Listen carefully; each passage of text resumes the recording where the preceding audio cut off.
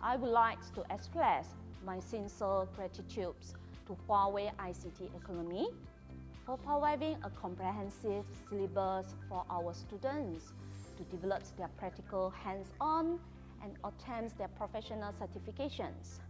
Thank you to Huawei Malaysia for the great support.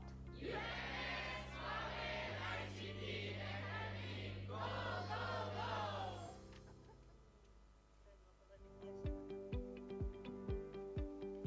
Everyone pursues progress. We all desire a job that shows off our talents, but finding a job that suits us is not easy. When there are so many opportunities to choose from, how do we pick the right one for us? Huawei ICT Talent Job Fair provides you with a fantastic job opportunities in the ICT industry. Huawei's partners are always looking for talented individuals to be sales managers, engineers, technical support, and project managers. Huawei ICT Talent Job Fair serves as a bridge between job seekers and Huawei partners. You can search for, filter, and apply for jobs on the platform for free and find the right one for you. If you're looking for jobs in tech, we've got you covered. Choose Huawei ICT Talent Job Fair and make your dream job a reality. Learn more about Huawei ICT Talent Job Fair by scanning the code.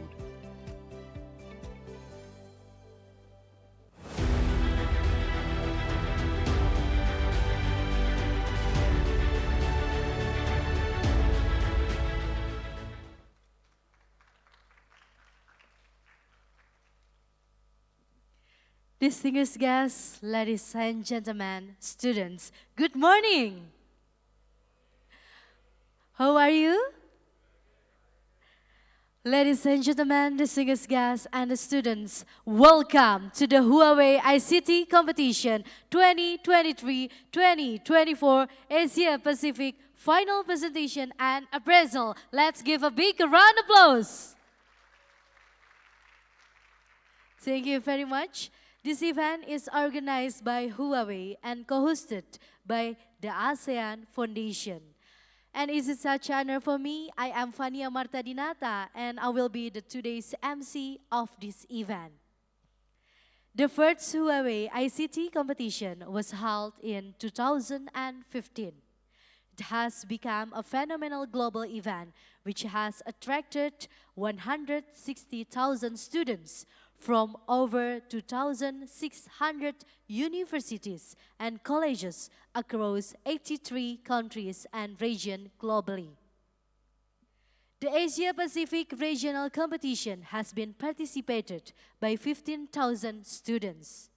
With the theme Connection, Glory, Future, the Huawei ICT competition is envisioned as a platform for students to engage in healthy competition and idea exchange. The primary objective include bolstering participant ICT knowledge and practical skills, increasing their ability to innovate by using new technologies and platforms. This competition aligns with the ASEAN Digital Master Plan 2025. Specifically, it contributes to promoting the development of digital skill and ensuring access to participation in the digital economy. And to tell us more about the ASEAN Foundation, we will hear the opening remarks delivered by Dr. P.T. Sri Sangnam, Executive Director of ASEAN Foundation. Dr. P.T., the stage is yours. Let's give a big round of applause.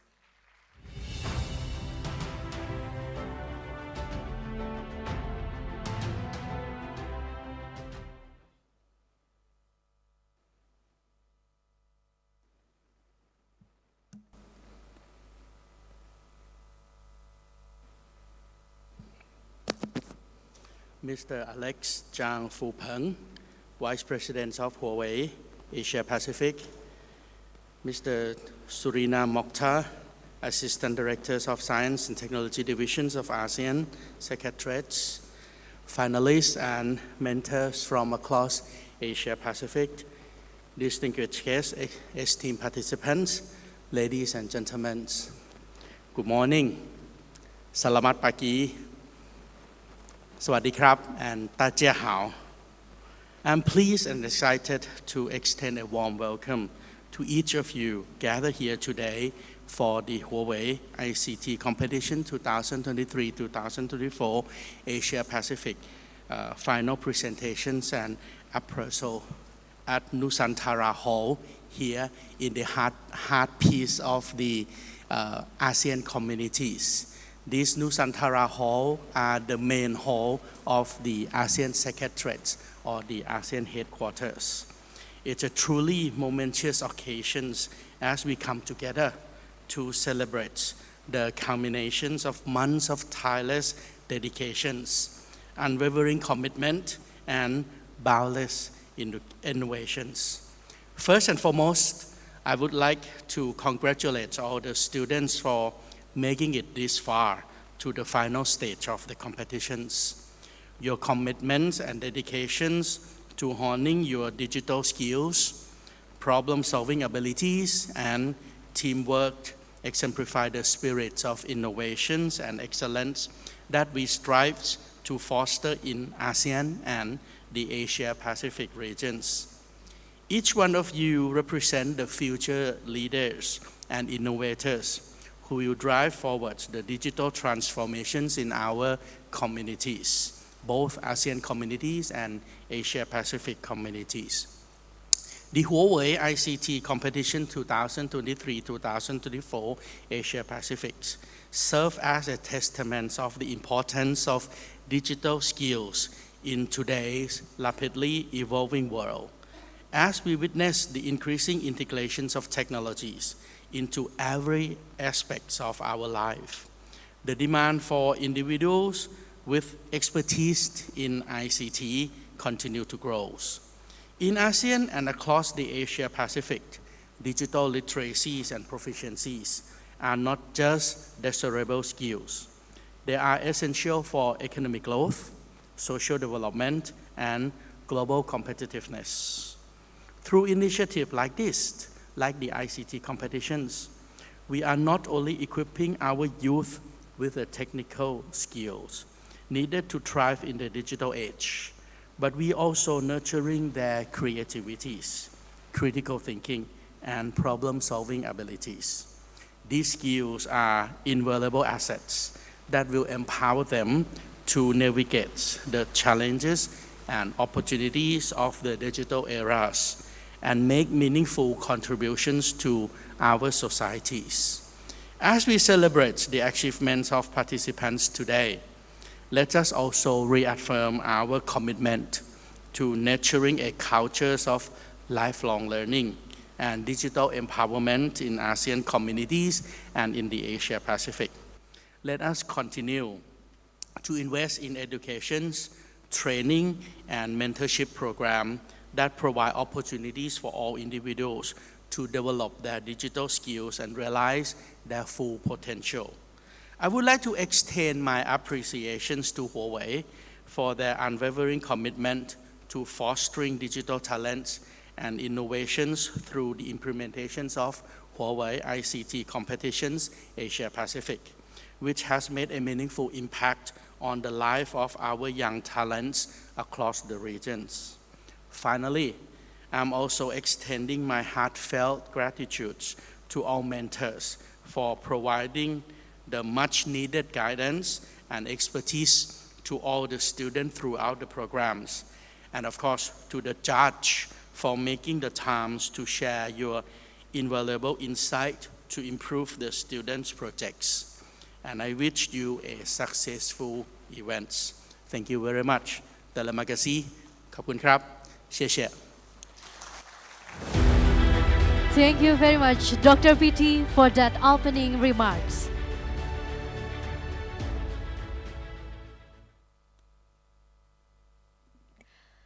Ladies and gentlemen, distinguished guests, students, and all participants, now we would like to welcome with a warm round of applause. We will hear welcoming speech delivered by Mr. Alex Zhang, Vice President of Huawei Asia Pacific. Mr. Alex Zhang, the stage is yours.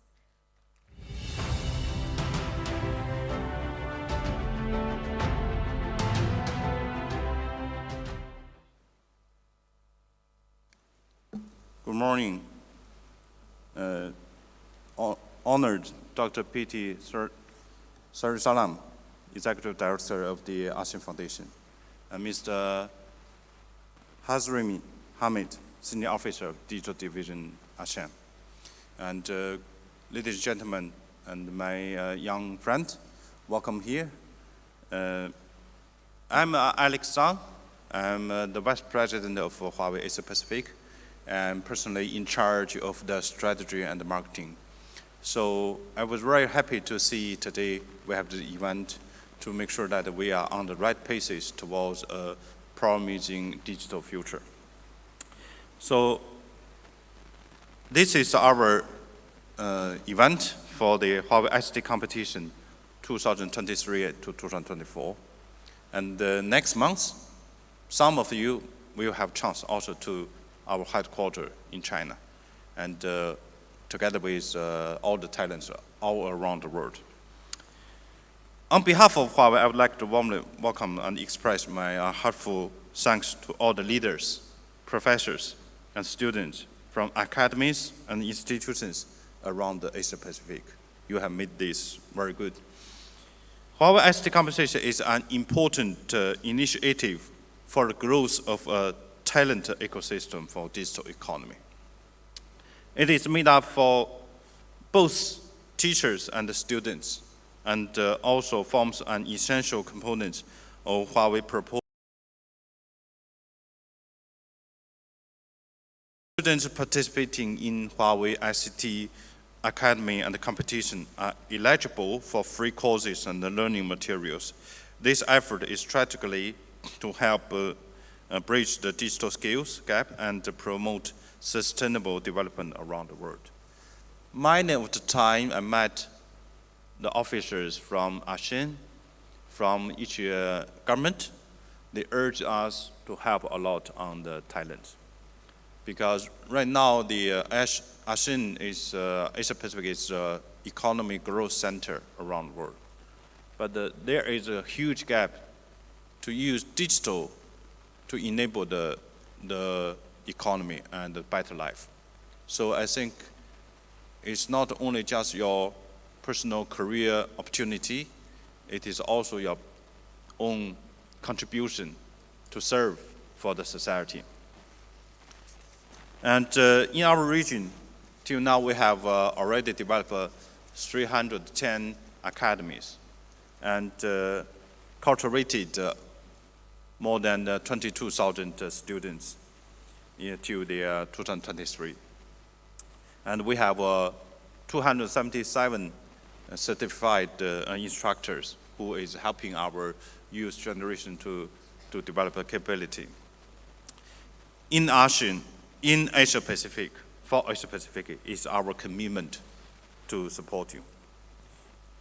In this regard, as we stand today, all this intersection of technology, education, system development, which represent the spirit of collaborative and innovative, Huawei has fostered more partnership and will join hands with ASEAN together to cultivate talent, develop digital capabilities.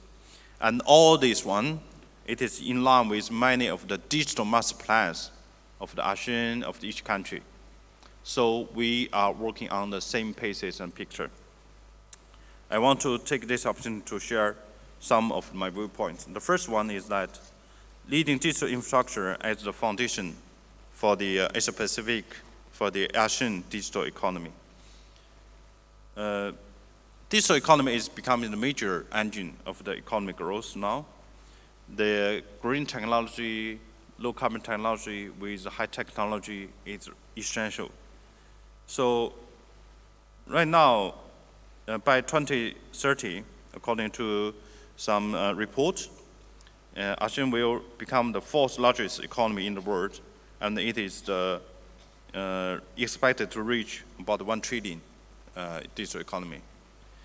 Secondly, an open and collaborative ICT industry ecosystem is essential. Huawei always open our platform for everybody to join in. We want to support all of you to have capability to access for technologies. And right now we have established about 9,000 partners with our enterprise business, and more than 2,000 cloud partners, and with 300 universities cooperation. Facing the future, Huawei will bridge the global R&D ability to the local market. For example, build open labs in Singapore and the 5G ecosystem innovation center in Thailand. And also we are planning some 5G centers like Vietnam, Cambodia. We are talking about this one. So to make sure that we can incubate digital technology more. Finally, an inclusive digital Asia Pacific. I would like to re-emphasize our commitment to build an inclusive digital Asia Pacific. As digital speeds up, we also see a strong demand for digital talent. According to Korn Ferry report, Asia Pacific will face a 47 million talents gap by 2030. It's a big gap. At the same time, the region is full of young energy and potential. How can make it happen? Through our ICT Academy and Seeds for the Future, Huawei has worked with partners to train more and more talents. So, distinguished guests, teachers, students, and ICT talents, thank you again for your long-term support and trust for Huawei. And coming together, and it's a beginning. Working together is successful digital, low carbon, and inclusive Asia. And when I was in college, I don't have so many chances to participate in such events. May some of you just say this is just some town hall, but actually this is already exactly the center of the ASEAN. So this is the summit. This is the highest point at your 20s. Yeah? You met how the world is running. Yeah. Today, it is just not some simple trip, you come Jakarta, personally. It could be changed to your personal trip to your promising future. So I have developed myself about more than 20 years in this industry. Every time I see the opportunity, I see my responsibility.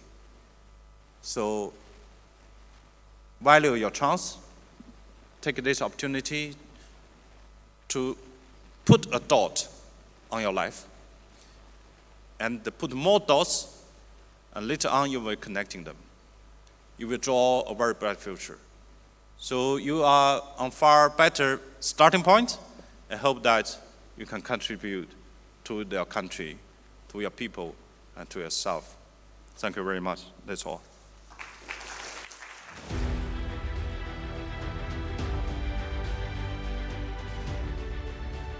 Thank you so much, Mr. Alexang, for those inspiring words.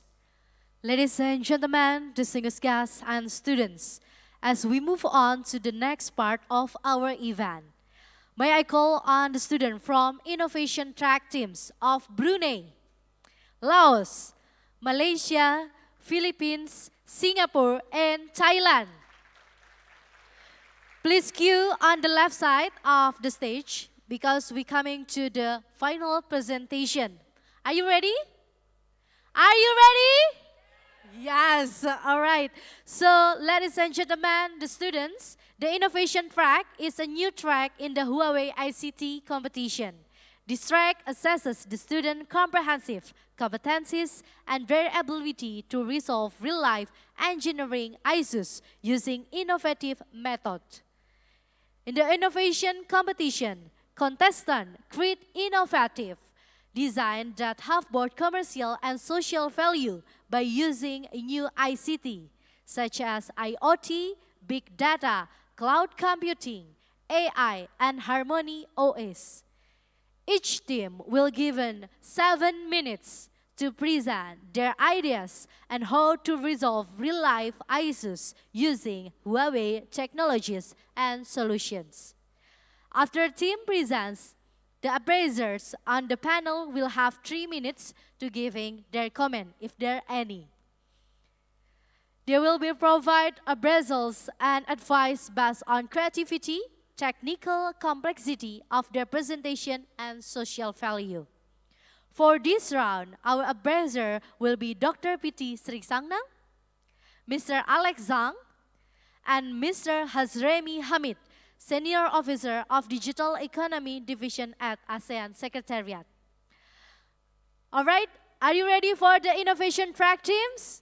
Please be ready.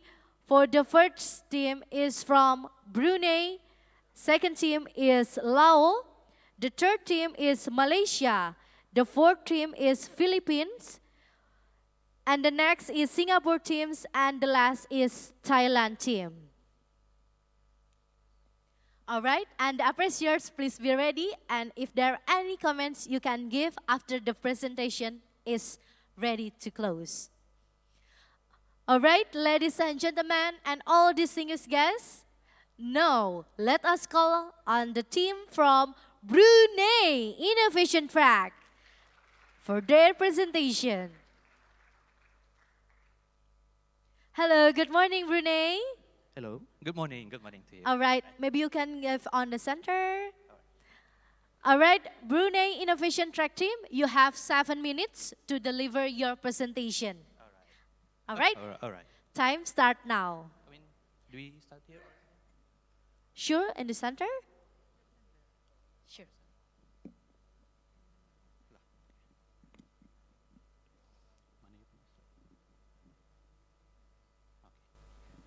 Okay. Bismillahirrahmanirrahim. Assalamualaikum warahmatullahi wabarakatuh. Selamat pagi and good morning to everyone. So we are honored to be here to represent Brunei and to present our project, Peatland Forest Fire Monitoring Alert System. So we are from Team CIE, Center of Innovation Technology in Brunei. So moving on. So as we all know and aware that peatland is a good carbon source. So peatland is a type of wetland that is critical for preventing and mitigating the effect of climate change. And it can preserve biodiversity and reduce flood. Peatland can also protect the environment from fire and drought. But unfortunately, when peatland degraded, it can no longer sustain this property. As it is rich in carbon, when the peat subsides, it produces carbon dioxide, and flooded peatland will release methane gas. As you can see, more than 5 million of peatland have been burned in the last 20 years. So looking back in the last 70 years, 70% of the peatland have been degraded.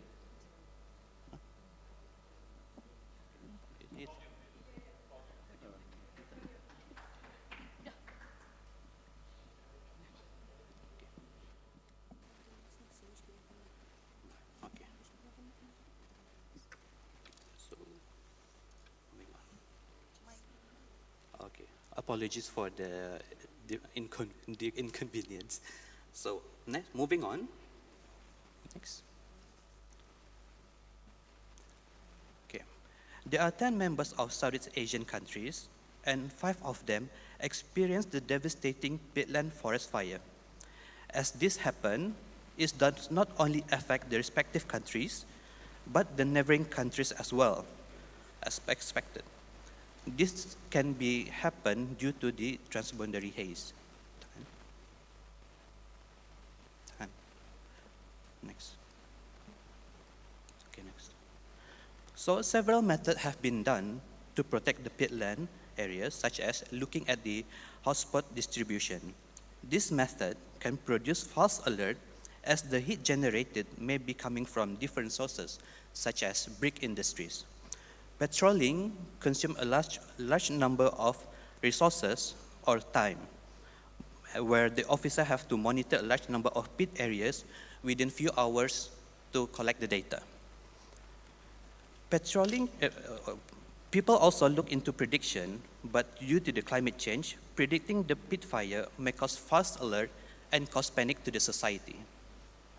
And that brings us to IoT, which is adopted in our solution. Okay. Existingly, the first version of IoT solution that have been deployed measured the groundwater level, soil temperature, soil humidity, and weather station, which is solid power. To improve the version further, let's look into the improvised version.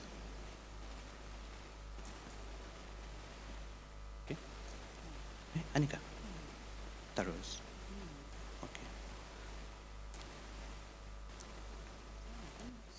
Okay. Okay, let's look at how the technology connect. We have talked about the IoT devices and the connectivity, and we'll look into the cloud and the application layer. Huawei technology can be integrated in the cloud services and applied in the application section. For the Huawei cloud, the data from the sensors are pushed to the Gemini DB influx database for storage.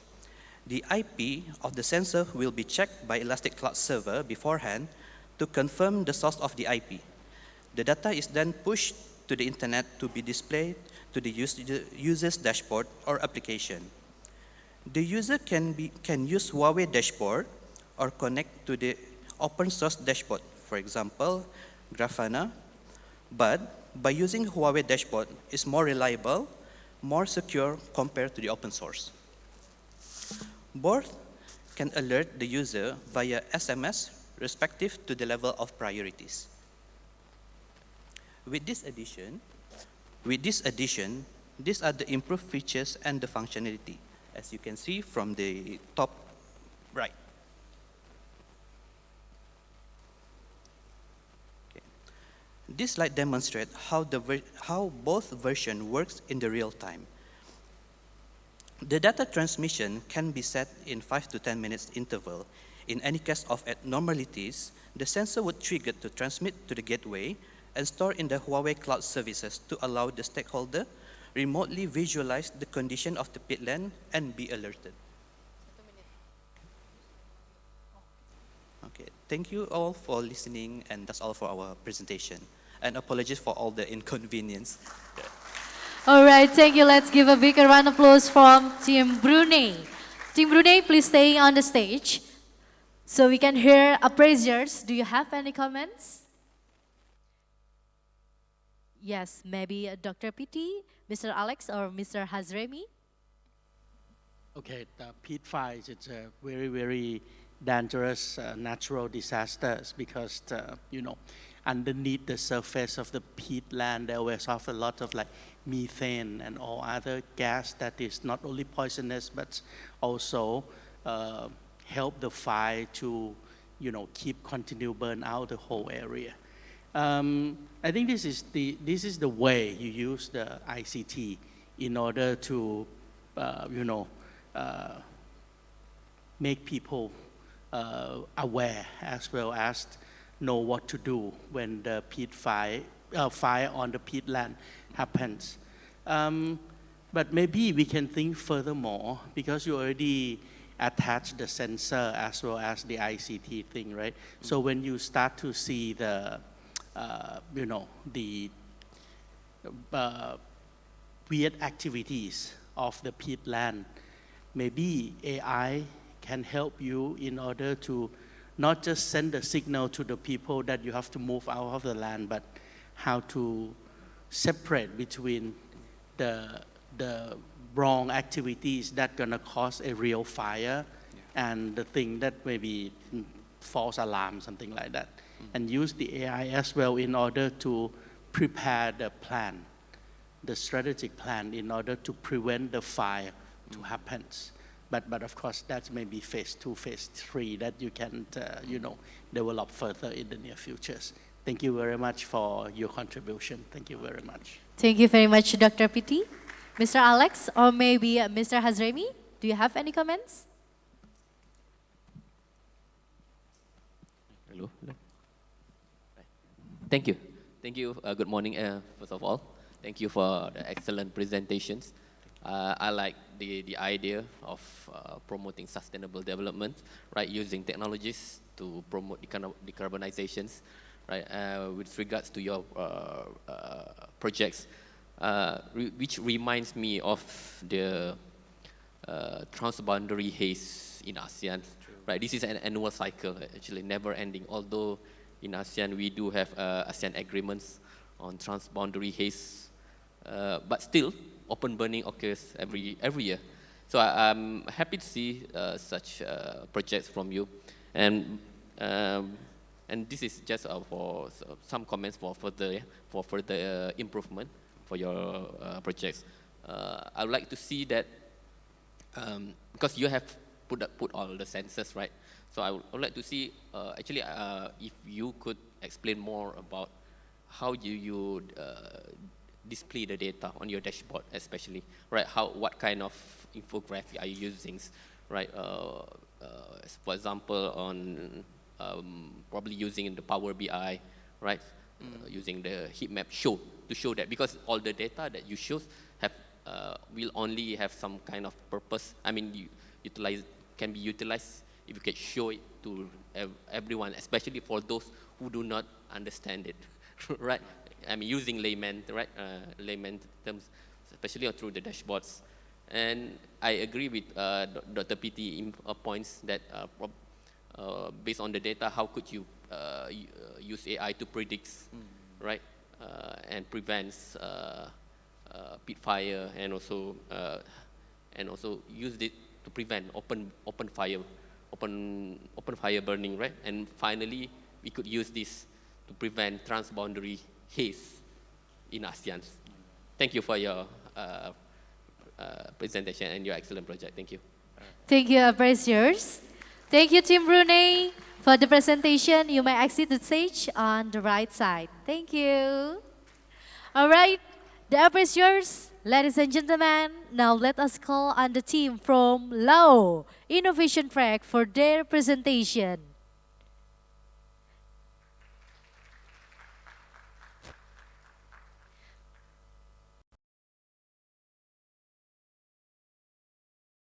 You have 7 minutes.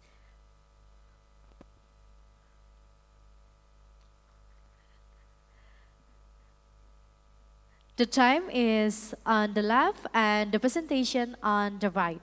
All right, Lao team, 7 minutes. Time start now. Okay. Hello, ladies and gentlemen. We are OTT team from Laos.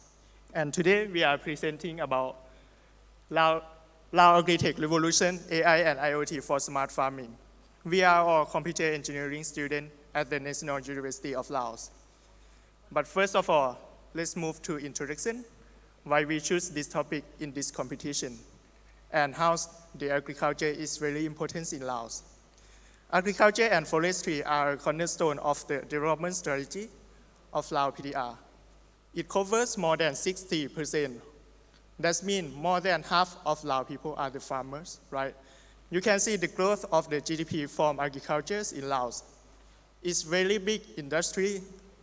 So that's why we choose this topic in this competition, because it's really important for Lao people. But while we're doing the traditional farming, we are also facing some problems such as low crop yields, poor product quality, and food insecurity. One of the reasons is we don't have a platform to monitor the data in the smart farming. We just spray the water one time in the morning, one time in the afternoon, and one time in the evening. But we don't know does it need the water, right? One way to address the challenge of the traditional farming is using technology. So as we're conducting the project to demonstrate the benefits by using the sensor to measure the humidity, temperature, NP, and K, and another plant growth factor. The data can be used to automate irrigation system. This is hardware. You can use this to adapt with your farming. In the implement pictures, you can see both hardware and software. The software you can use to monitor and control your smart farming from everywhere if you have an internet. Depending on the amount of the cost that Huawei provides for each team. We use only the most useful service such as ECS and Model S in our projects. We also use the ESP32 to measure temperature, humidity, NP, and K, and send it to the monitoring web application via MQTT protocol. And we also send to the Node.js application as well. And then we save into the database. And then we use the data to predict using the Model S for future planning for the farmers. While we were developing this project, we have considered about the social value. So we have developed some RESTful API for the another developers. As I mentioned before, we have used the Model S for the prediction. The below pictures are the example of using Model S. After complete this project, we expect to allow farmers will have a platform to monitor and control the smart farms and make the crop yields more quality. And we think it's really important because it's one of the important factors to transform from the traditional farming to smart farming. If you have any suggestions, feel free to suggest. Thank you so much. Thank you so much. Please stay on the stage, Lao team. All right, we can hear the appreciators. Do you have any comments? Mr. Hazremi? Thank you. Thank you for your excellent presentations. This is indeed a good project for promoting sustainable agriculture. And I would like to know, how do you plan to promote these projects, especially to be used by the industry in Laos, especially? How do you plan to let them, bring them on board to collaborate with you so they can use your solutions, right? Thank you. Thank you, Mr. Hazremi. Dr. Piti? Yes. Currently, the sustainable farming is very, very important issues in Southeast Asia, because in ASEAN communities, most of us always have the, misperceptions. We always think of ASEAN, Southeast Asia, as the kitchen of the world. We never notice that we are, affected a lot by climate change, El Nino, La Nina, and of course, with the irresponsible agricultural practice as well. Nowadays, we dump too much of the fertilizer into the ground already, right? We use too much of the pesticides and everything. Hence, I think these kind of technologies will help us a lot, not only in Laos, but in so many countries in Southeast Asia, in order to do the precision farming, right? Provide the water, provide the fertilizer, just enough for what they need in order to grow up the trees, not too much. And of course, apart from the food securities, apart from sustainabilities, you can also reduce the cost of farming as well. But the most important concern about this kind of thing is not from the technology side, but from the more like a, social science side, that how humanity side, how we are going to change our farmers' behavior.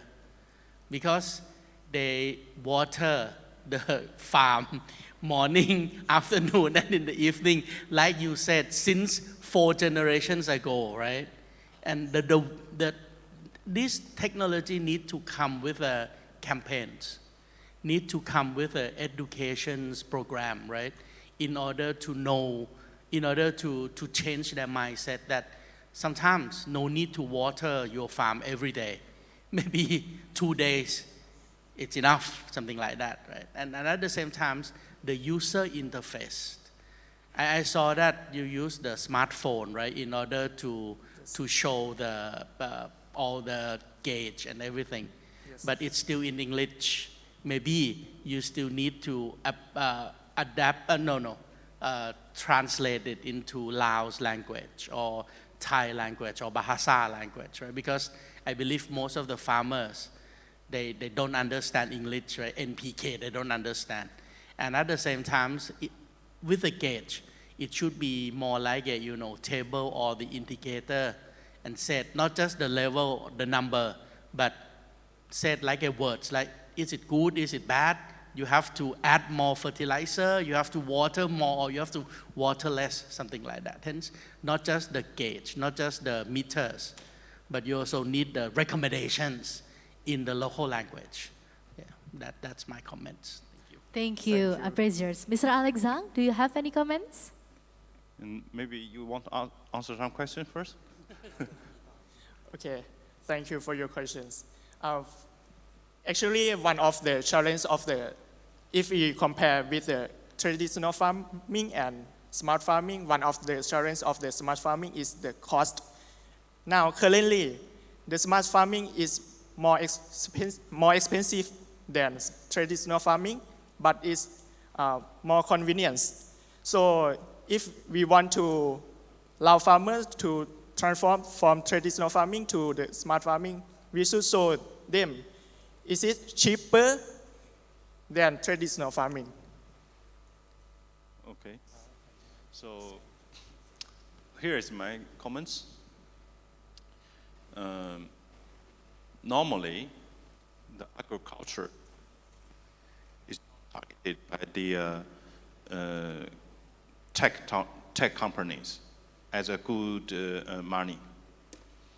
But it is crucial for markets, countries like Laos, because that means there is a big gap from the digital technology to fit in each country, each market situation. So in this case, you have the opportunity to bridge the gap.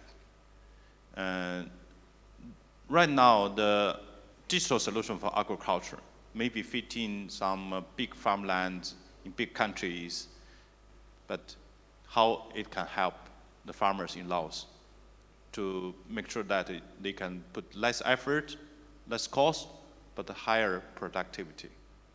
So that means I would say digital technology must fit into different country situation. And this one gives you a chance to serve for your homeland. It's also a chance for you to find some opportunity or business. That's why Remy is saying that how you try to promote it. It's not the easy way, because one amount of time, everybody knows that if I go digital technology to the bank, to the gas, to the insurance, transportation, they will make good money. But how we can bring digital to every industry? The future is yours. It's difficult, but worthy for you to do both for business and for your service to your hometown. That's my comments. Thank you. Okay, thank you so All much. right, thank you, appraisers. Thank you for Team Lao. You may exit the stage on the right side. Let's give a big round of applause for Lao team. Appraisers, ladies and gentlemen, and now let us call on the team from Malaysia Innovation Track for their presentation.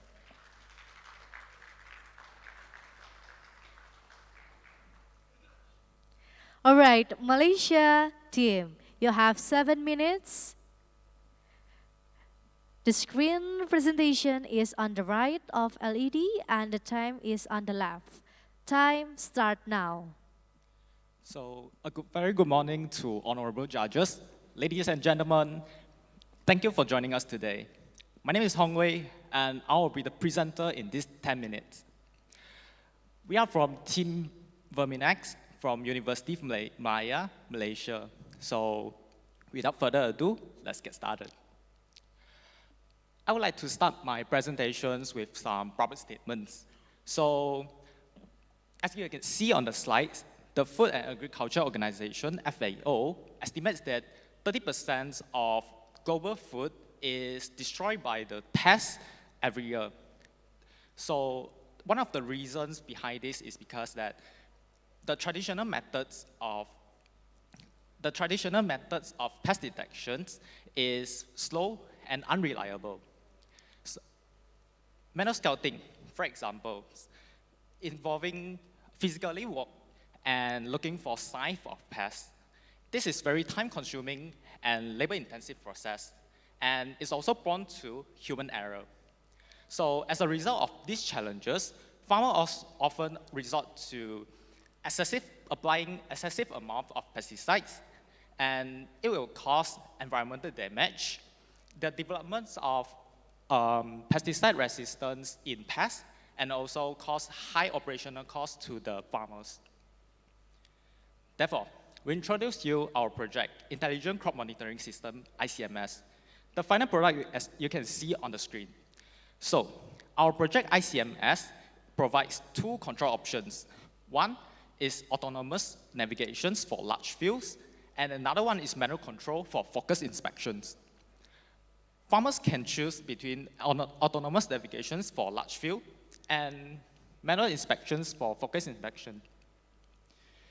Next, we can see some of the sample image of our GUIs here.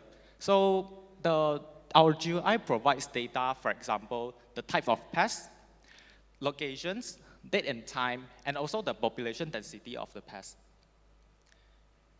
Next, moving on to the key components of our projects. So our projects will be installed with advanced sensors, like in this case, a camera. So the high-resolution cameras can enable pest detections under various conditions, and it is better than traditional methods because it provides more accurate data to the farmers. The onboard computer, in this case, the Raspberry Pi 4B, will stream the data to the clouds, and then the GUI will fetch the data from the clouds. The pest detections model will perform pest detections on the stream data, and then the data will be processed and analyzed, and then will be presented in our GUI. Our GUI also comes with a path editor, which the farmers can edit, design, and modify the path, the preset path of our robot cars for autonomously navigate in their fields. Last but not least, if the farmers didn't want to navigate, they also can choose to manually control the robot cars for focus inspections of specific areas of their fields. Now, in conclusion, I would like to talk about precision farming, such as our projects ICMS, address some of the problems related to agriculture, which also related to the Sustainable Development Goals, SDG, set by the United Nations. So let's break down the SDG into the two SDG highlighted in the slides. Firstly, SDG 2, Zero Hunger. By having the system real-time pest detections models can help the farmers to target pesticide use, in return, minimize the cost and maximize the crop yields. This can contribute to achieving SDG 2 by ensuring more foods reach to the consumers, which is all of us in this hall. Next, SDG 8, decent work and economic growth. So by having our projects, the farmers can target the pesticide use and automate the pest detection tasks, and in returns, we can reduce the reliance on manual labor and their associated costs. Next. So that's all my presentations. So yeah, that's all. Thank you for Malaysia team. All right, appreciators, do you have any comments for Malaysia Innovation Track team?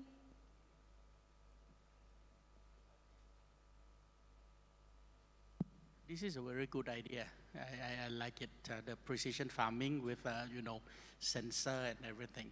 I have 2 points, if I can suggest, in order to improve your project. Maybe this system should be linked to the, meteorology's database, or the, but to see the patterns of the movements of the insects and everything, right? Because sometimes, for example, the patanka, which is the grasshopper kind of thing, right? They migrate from place to place. Hence, if you can access to that kind of data set and use the computers or the AI in order to focus or forecast the patterns of the movement, then maybe it will be more like a system that can send you the early notice before the farm was attacked by the pest. And another thing is that your hardware, right now you designed it to attach to the remote control car, right? I think it would be better if you can build just the module that, like a, GoPro camera or something like that, that can attach to other type of vehicle, right? For example, in Thailand, in Malaysia, in Southeast Asia, we grow the paddy rice, we grow rice in the wet cultivations paddy field. Hence, in that wet area, it's impossible to use car, right? It would be better if you can reattach that module to drone, to remote control boat, something like that, and then you can go to all kind of like terrain and everything. So that's the idea. Thank you very much. Thank you very much, Dr. Piti. Mr. Hazremi, do you have any comments? Yep. Thank you. Thank you for your presentations. This is indeed a good proposal, a good project. But I would like to understand more about, because you mentioned this project will contribute to improve operational costs, right? So, because when you talk, because you talk about improve operational costs, does that mean you already have the data that it is much better than the traditional method of doing it, right? So you need to have a business case here, right? Because you want to convince your target market, hey, my solution is better than what you have right now. So you need to convince them. You need to have a business case here, right? That's one thing. And the other benefits, such as precision farming, minimizing waste, I think there's a noble case, right? Contributing to SDG, yeah, indeed.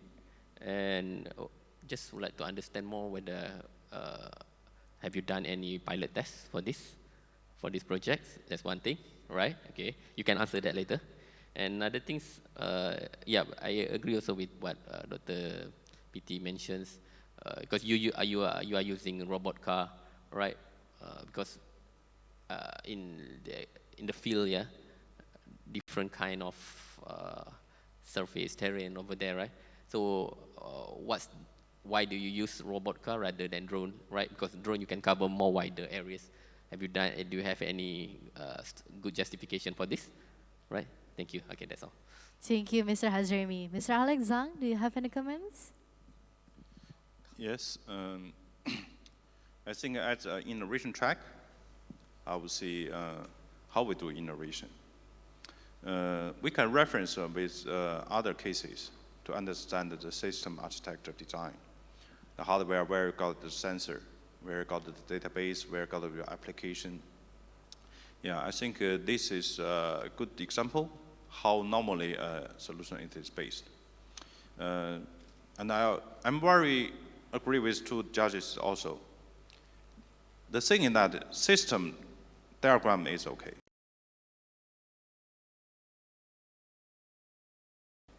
Chances it can work well. So the database, the algorithm, even in future use AI to make sure the accuracy, it is very essential. So the difference is not on the system design. All the innovation will have a similar concept, similar design. The difference is on how much it works accurately. So many of innovation do not do the volume commercialize. It is because the failure rate is not acceptable. It's not saying that I can sometimes works well. In reality, it is minor time, most of the time it works well. Minor time has small issue, no big issue. And how about the cost also? So I think the overall architecture design is good.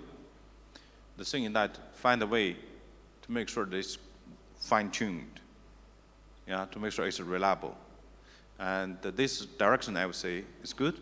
Its social value is good. But it's hard because they're not rich industry, but it's worth for you to work for it. Thank you.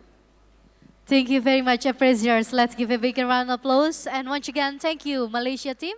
You may exit the stage on the right. Thank you. All right, appraisers, students, ladies and gentlemen, and now let us call on the team from Philippines Innovation Track for their presentation.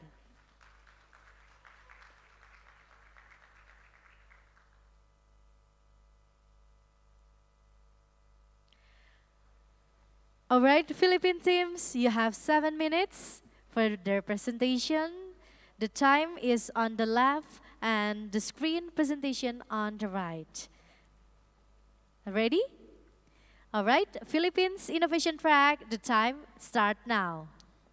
Good morning, Jakarta. We are the Team Philippines, and we are computer science students of Cebu Institute of Technology University. I'm Thomas, together with I'm Adrian.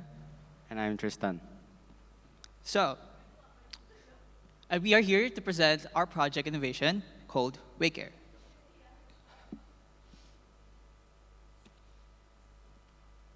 That's not ours.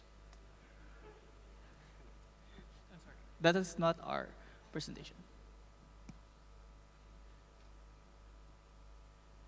That's not next.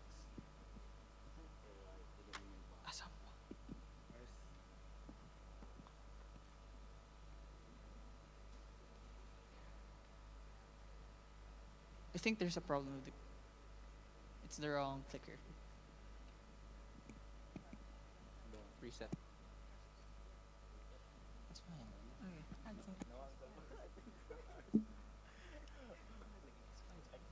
Okay. This is next. This is big. Well, that was awkward. So first, let us introduce our problem. So one of the leading causes of death globally are cardiovascular diseases, claiming an estimated 17.9 million lives each year. And 85% of these are attributed to heart attacks. So heart attacks are also called myocardial infarctions, happen when the section of the blood muscle is blocked or lacks sufficient blood flow. Calling emergency services at its onset is imperative for prompt access to care and survival. But calling such services may be infeasible given that it can render the individual incapacitated. So our objective, therefore, is to develop an early warning system for heart attacks. But how do we diagnose heart attacks in the first place? So enter cardiac biomarkers. Cardiac biomarkers have been proven to detect heart attacks according to numerous publications. These proteins, which are released when the heart muscle is damaged, serve as reliable indicators of cardiac conditions. According to the American Heart Association, the best cardiac biomarker is troponin I. Troponin I is a protein that is exclusive to heart muscle cells and is responsible for heart muscle contraction. However, when the heart muscle is damaged, it leaks into the bloodstream. However, the current methods for assessing troponin I levels involve invasive procedures. Although effective, this process is both time-consuming and expensive. Fortunately, a groundbreaking study by Titles et al. In 2022 has introduced a non-invasive approach, and this can be seamlessly integrated into the prevalent landscape of smartwatches, as these smartwatches are equipped with an array of sensors, including those for heart rate and blood pressure sensors. And we will also add an infrared spectrophotometric sensor, which measures troponin I levels. And this infrared spectrophotometric sensor utilizes a technique called Fourier transform infrared spectroscopy, which involves projecting a beam of infrared light through a sample and measuring the amount of light absorbed at different frequencies.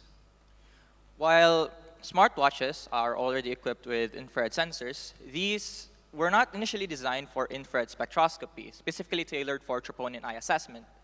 Therefore, this innovation requires a highly sophisticated sensor similar to the pioneering works of Singupta et al. However, these sensors are quite bulky and thus still require miniaturization for them to be seamlessly integrated into smartwatches.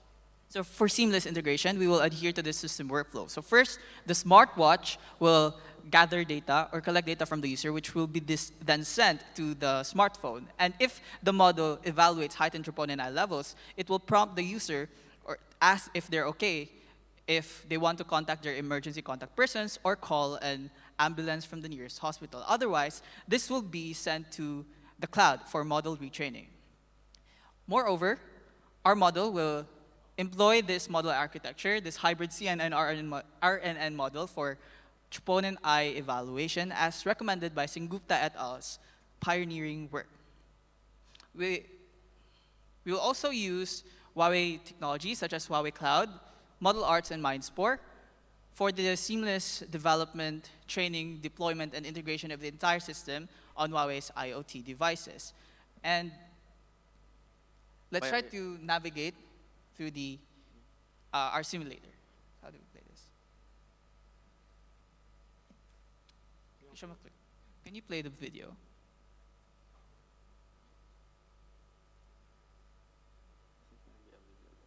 It's a video. Also, we'll just, so first, let's try to navigate the system, our UI, through the notifications page and the profiles section. So the watch regularly retrieves data from the user. However, they can also manually trigger this by tapping on the plus icon situated at the center of the bottom navigation bar. Additionally, a floating distress call button located at the bottom right corner remains accessible at all times for users to quickly access and call for emergency assistance. When the model detects a potential risk or danger, it then alerts the smartwatch.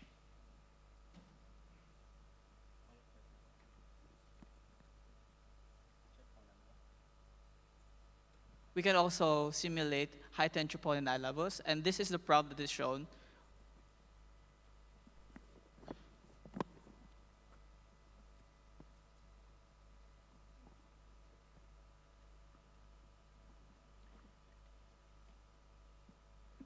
And furthermore,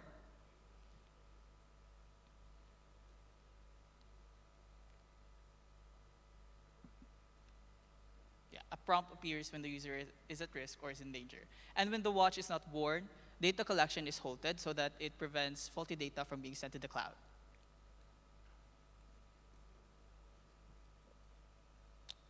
That is all for our presentation. Thank you. Thank you. Let's give a big round of applause for Philippine teams. Appreciators, do you have any comment? Dr. PT, Mr. Alex Zhang, and Mr. Hazremi?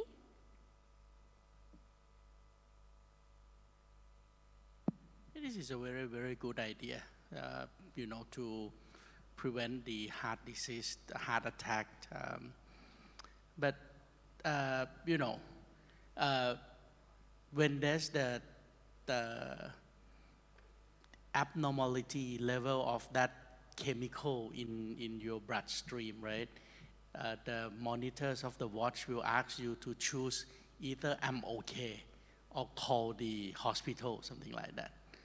I think it will be better if you monitor not only just this chemical thing, but maybe from blood pressures or from the pulse, right? Because normally when the heart attack is about to happen, that kind of thing, blood pressures and the pulse, it's also abnormality as well.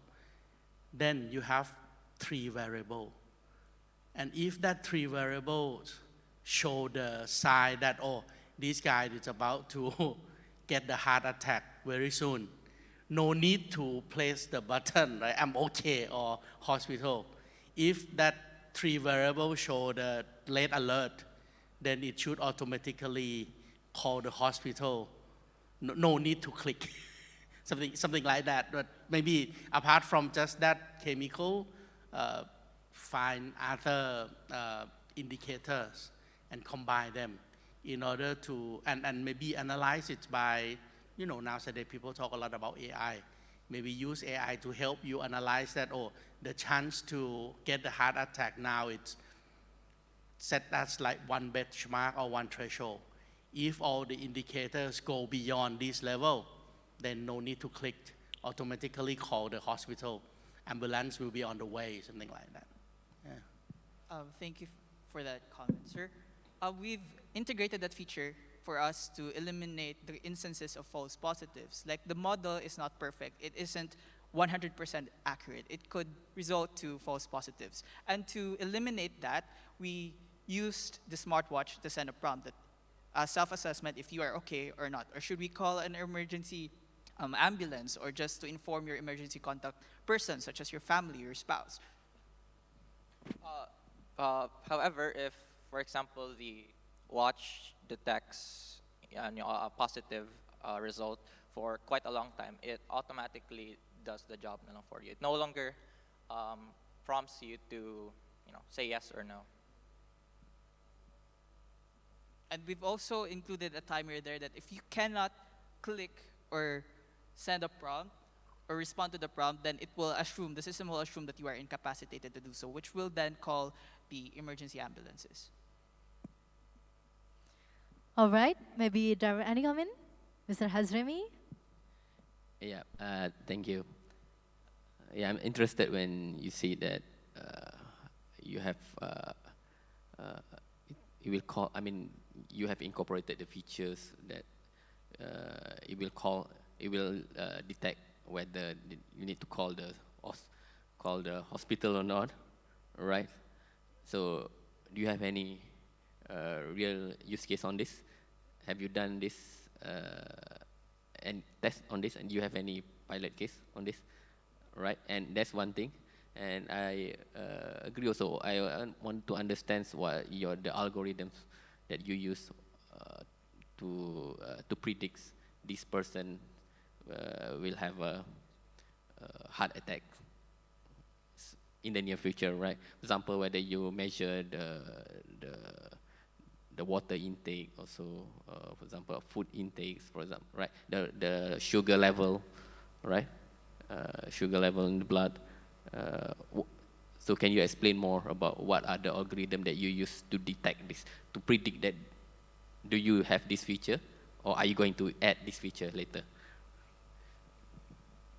So for your first inquiry, sir, regarding the calling of emergency services, we have not implemented that yet. We've only simulated for that scenario. And as for the heart attack evaluation, we use the troponin I protein because it was, as according to the American Heart Association, it is the best cardiac biomarker to detect heart attacks. And for those things you've said, such as the sugar intake, the water levels, oxygen, and so forth, we have not accounted that yet. We've merely focused on troponin I. And the troponin I evaluation, we used AI for that. That was shown earlier. This architecture, the CNN-RNN model, and the output is either elevated or not elevated. That is all, sir. All right, thank you. Yes. Mr. Alex? Yes. I think you have a good idea and make assumptions on some situations. I want to add some comments and followed. The first thing is that it's different for idea and product. There are many ideas, but most of them goes to nothing. So how we can prevent it when you do innovation? The first one is must be very clear scenario definition to make your own projection. So what kind of problem and which scenario it will be fit in. For example, it is for this heart disease and the life-saving emergency scenario. It is just for daily body health care level monitorization. All is combined. So without the clear scenario definition and your positioning, they will see it like something solving all the problems. In the world, there is no such product solve everything, every problem. So the scenario definition. And then it is that it's good to utilize AI. And in AI, the algorithm is set up in a different methodology. It's fed by the data training. Yeah. So it requires more computing resources or different things. So this will change your mind how to do innovation. So I think to study AI architecture philosophy more will help you to be better way. And last thing is that reliability. Reliability is always the foundation of innovation. It's different than the lab in the university. In the lab at the university, only 1/10 time you can success, it's good. But in the product, 1% of failure is a bad thing. So it's a different kind of innovation. So now you are in college, it's good to have new ideas, but next phases, you must try to fit in the real world. Yeah. So why PT is saying that? Because if I'm in heart disease, big attack, it'll be different philosophy. But for designers, many of the time they have a trap to sync the scenario with your health, young situation. So when you do the product design, you must think about your user scenario, not your personal experience. That's my comments. Thank you. Thank you very much, Mr. Aleza. And also the appraisers, let's give a big round of applause once again for Philippines teams. Thank you, Philippine teams. You may exit the stage on the right. Thank you. All right, ladies and gentlemen, appraisers. Now let us call on the team from Singapore Innovation Track for their presentation.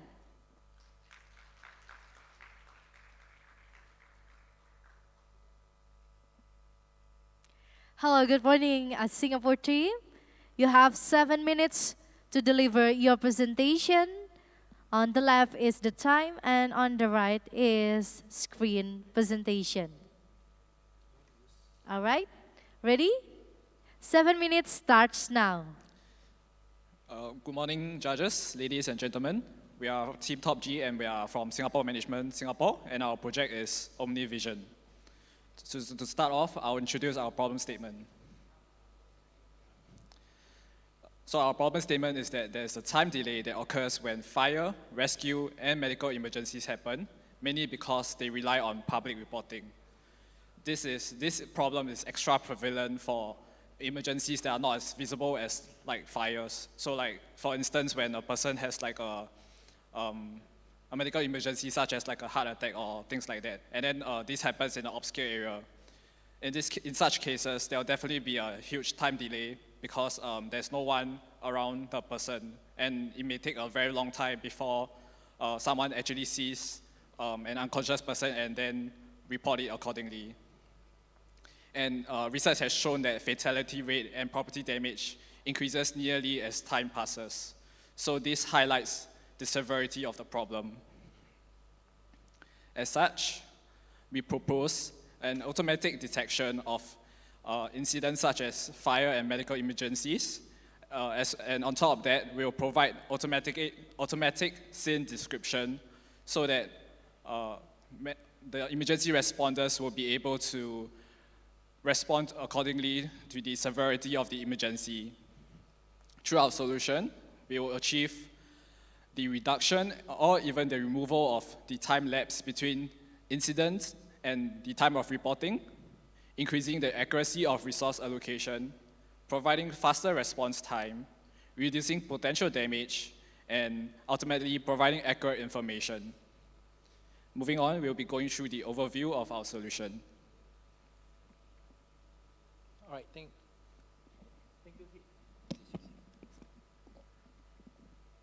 Sorry about that. Okay, thank you, Pei Ming. So now I'll be walking you through our solutions. So when we were brainstorming on our solutions, one thing we thought of, how can we get our solutions out to the market as soon as possible? So one thing we thought of was that Singapore is a very safe country. We have a lot of CCTVs everywhere, so why not we make use of these resources? So what we actually planned and what we actually developed was to actually integrate machine learning capabilities into our CCTV. So as we all know, surveillance cameras, they are monitoring certain scenes of an area.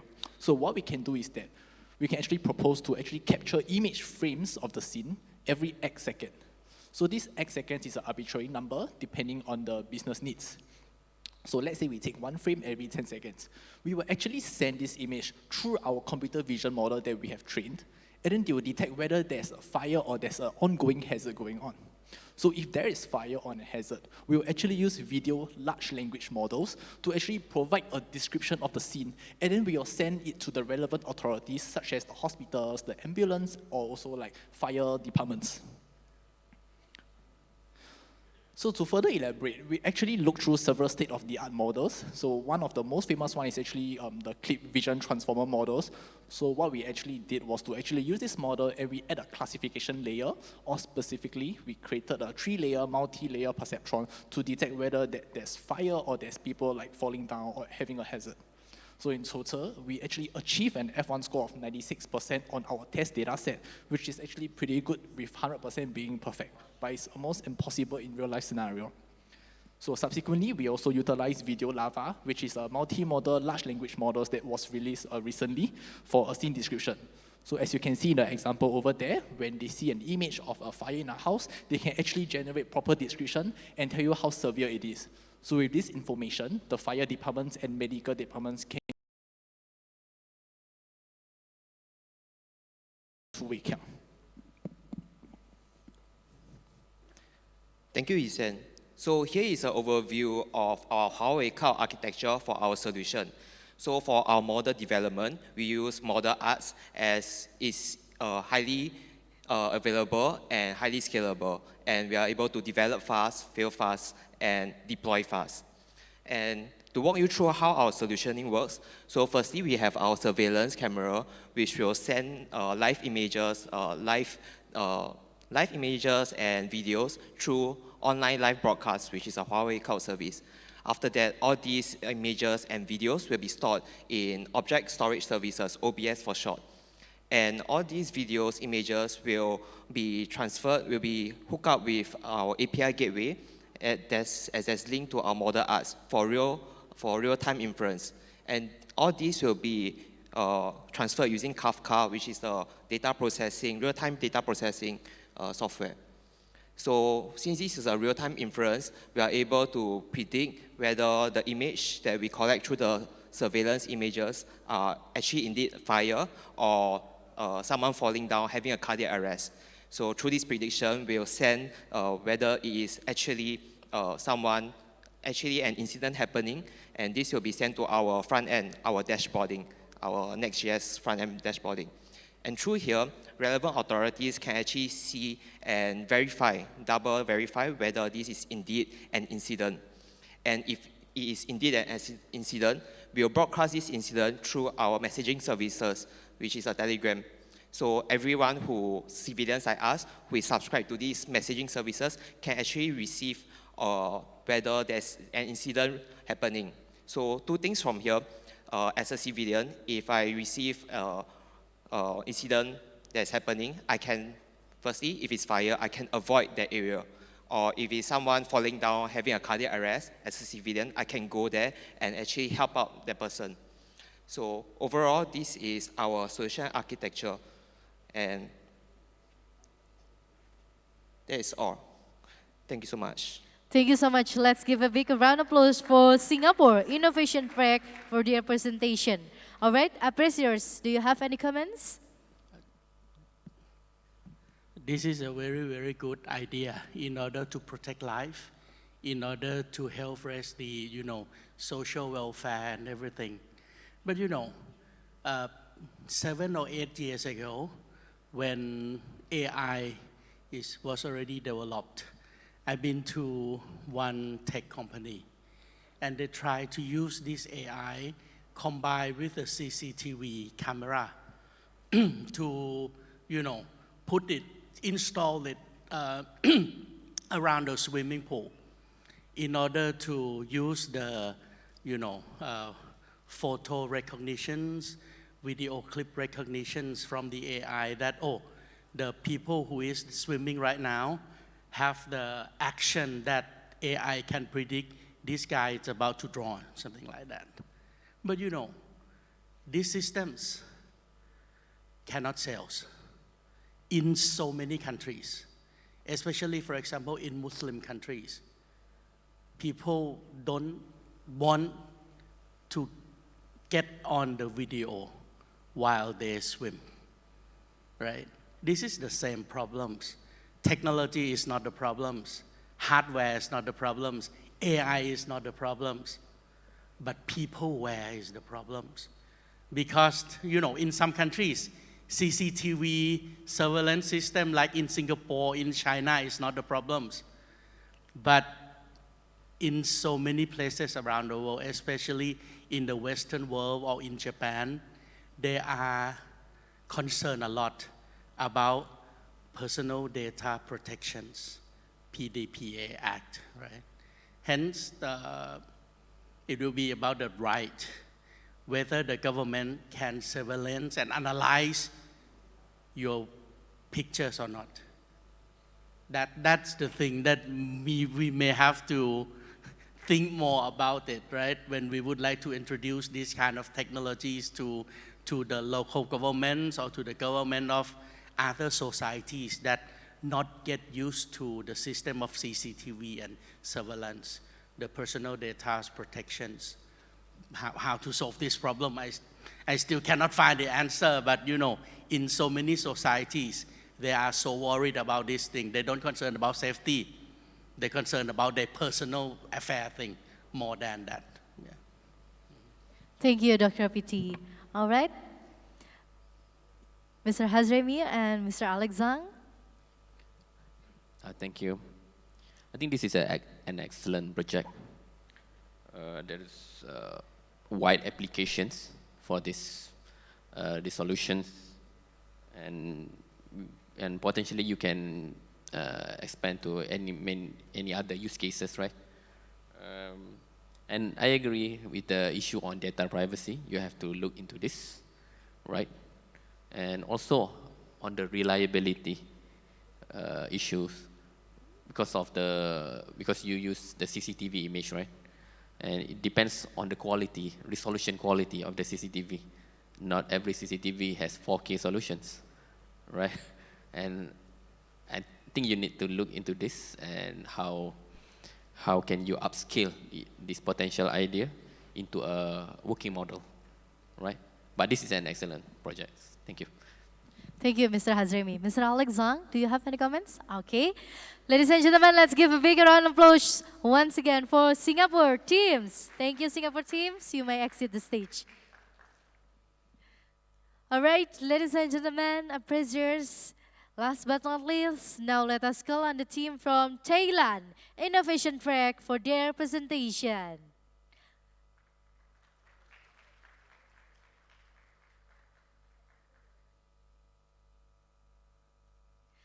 All right, hello Thailand team.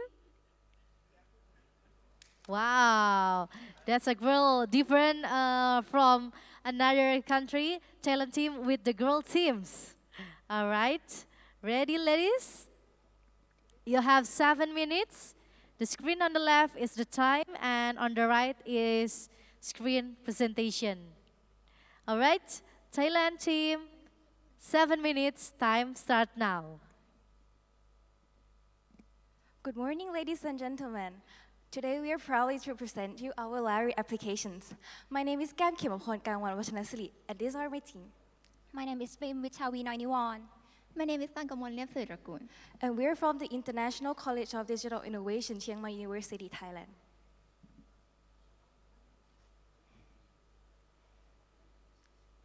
The starting point of our applications Larry is from the amount of speech therapists is not enough in Thailand. So according to this graph, it shows that there are 105 speech therapists in Bangkok, 12 in Chiang Mai, 82 in other provinces, which there are 27 out of 77 provinces that have speech therapists. And according to the survey, the group that are using voice in their daily life and their occupations say that having hoarseness is affected to their daily life, which they don't know how to do the self-check before going to see the doctor. Okay, so we come up with a solution is the Larry voice detectors. These application will increase access to service, reduce costs, increase treatment efficiency, have appropriate advice for each patient, increase convenience, and replace its speech therapist.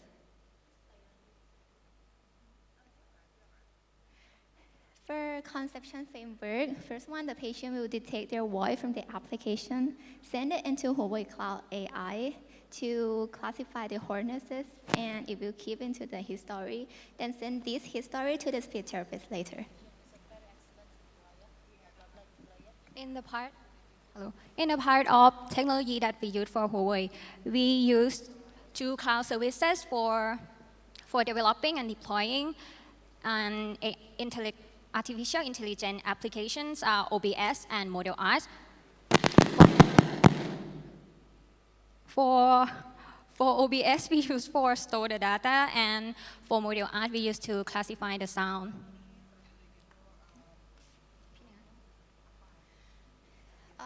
So after you log, this is the demonstration. okay, after you log in the application, you will see the home page. This one you will see the history, the finding hospital and advice. The one we're focusing on to send it into Huawei Cloud AI is the art sound. You have to check the environment sound check first. Then to record the R sound, take a deep breath as much as possible. Then pronouncing R as long as possible. Stop breathing, stop immediately when you know that the air for breathing has run out. The result will show the date, time, pitch, hoarseness, and they will send to history.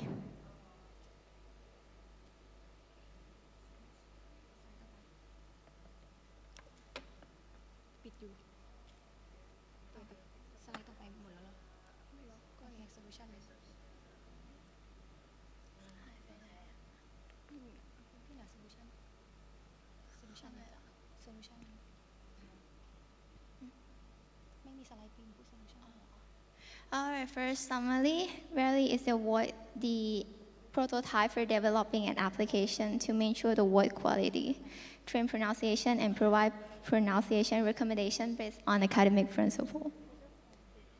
And for the future plan, we plan to do other language and local language in Thailand. And actually, we have a talk to the speech therapist and some ENT doctor to develop the application together in the future. And that's it. And the second plan. For the second plan in the model art, we will use like image classification too, because we asked speech therapists that how many way that we can treat the patient. She said that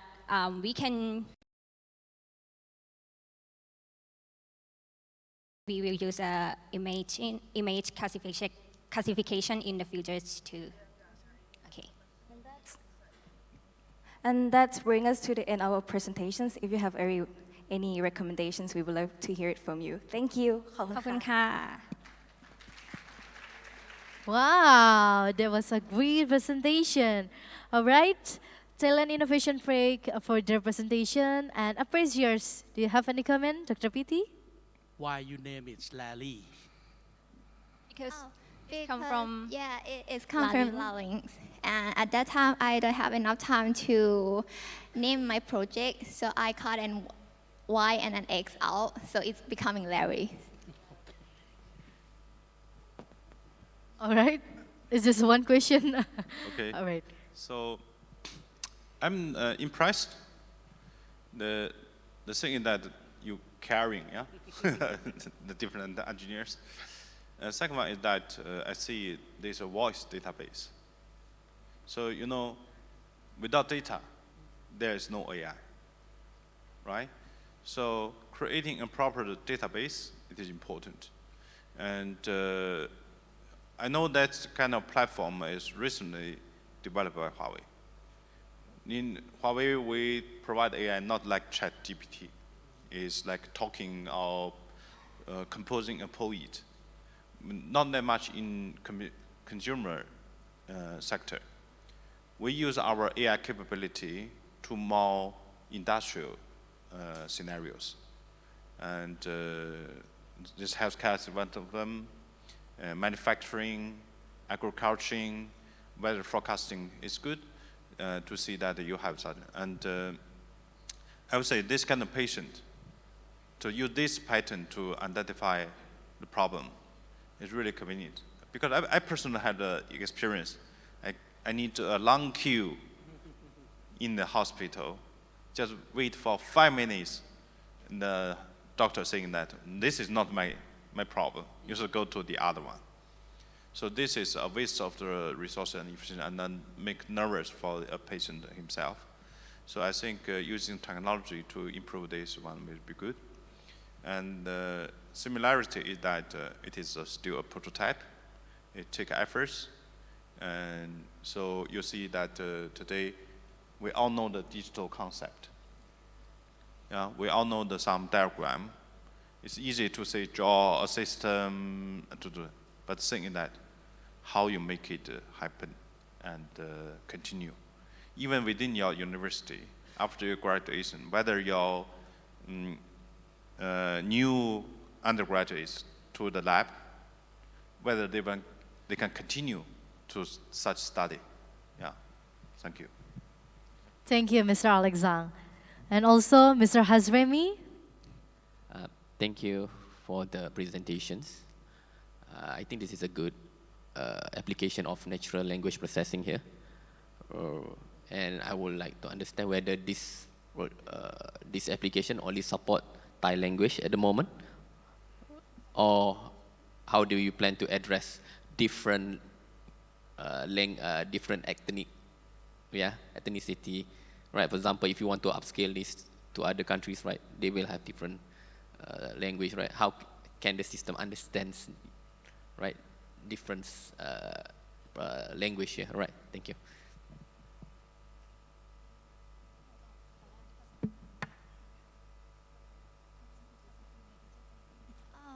So right now we do it in the English, and then in the future we will try to make it in Thai, and we will add a the local Thai language too.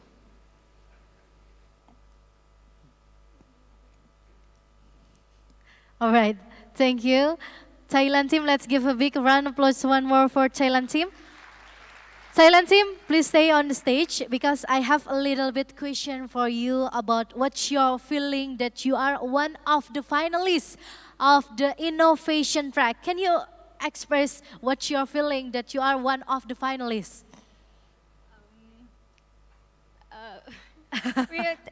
Of course, we are excited to be here and we very honored to be here too. But now I'm so confused. Yes.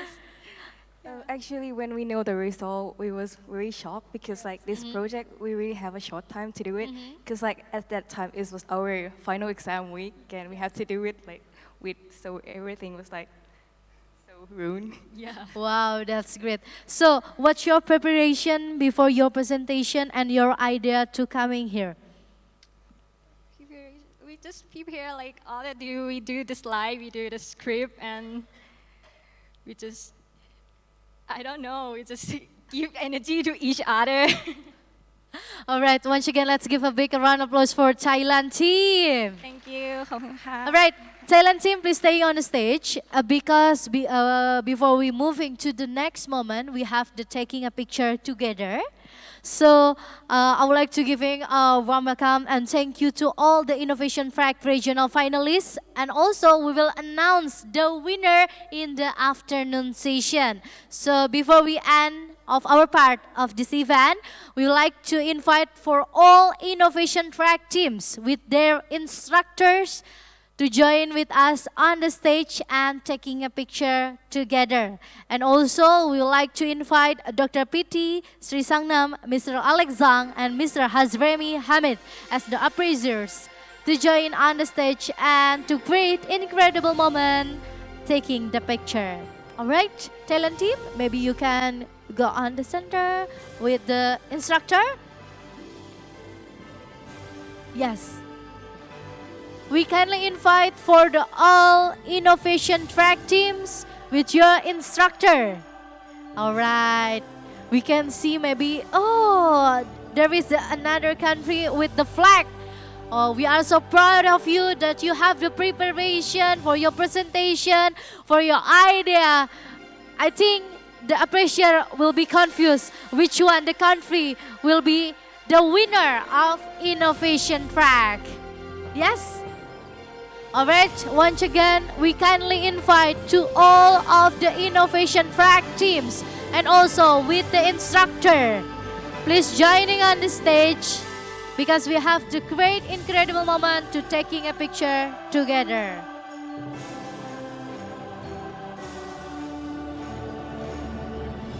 Alright, maybe on the left and on the right. Yes. Once again, for all innovation track team, please joining on the stage with your instructor. Alright, I will be called one by one. Brunei, alright, Laos, Malaysia, alright, Singapore, Philippines, and Thailand. One team.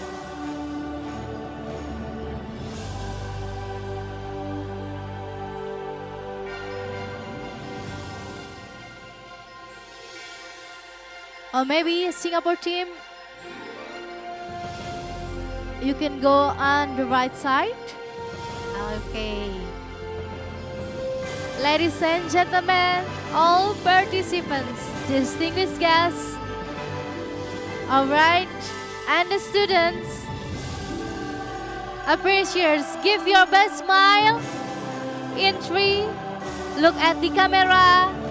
3, 2, 1, smile. Alright, once again, give your best smile. Once again, 3, 2, 1, smile. Thank you very much. Let's give a big round of applause for the innovation track teams and also appraisers that give any comment for the presentation. Wow, ladies and gentlemen, that's officially end the Huawei ICT Competition 2023-2024 Asia Pacific Competition. That we know the presentation and also from the innovation track team have their competition that we have excellence and excitement for their presentation. So to all the students and instructor, thank you very much for your participation. We hope to see this level of excitement in the next Huawei ICT competition. So distinguished guests, appreciators, and all the students, let us put a break in this event to give you an opportunity to have lunch and take a short break, and also to socialize with the other students from the different teams. I am also inviting you to take the opportunity to get your photos at the photo booths and also at the right of the hall. So ladies and gentlemen, we will resume our event at 2 p.m. So you can enjoy your short break and also with socialize with the different country who coming to the hall. And once again, don't forget to taking a moment at the photo booths. All right, I am Fania Marta Dinata, and with the all team, we coming back at 2 p.m. still with us at the Huawei ICT Competition 2023-2024 Asia Pacific Final. Thank you.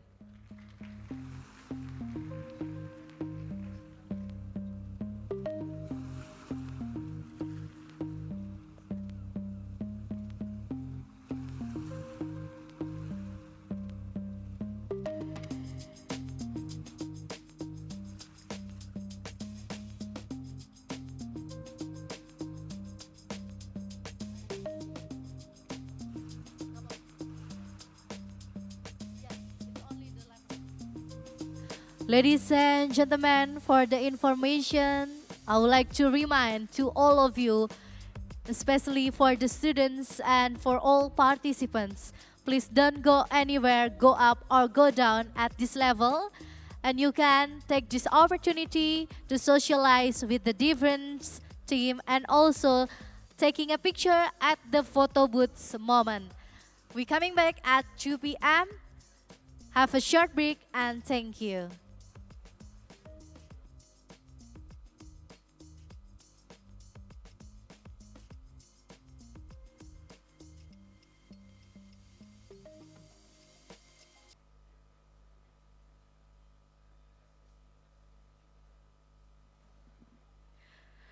Good afternoon, distinguished guests, ladies and gentlemen, and students.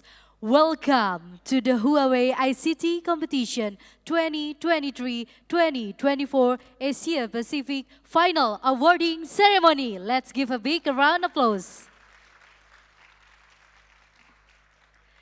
This event is organized by Huawei and co-hosted by the ASEAN Foundation. It is such an honor for me. I am Fania Martadinata and I will be the MC for today's event. To officially start, let us all please stand up while we hear the ASEAN anthem.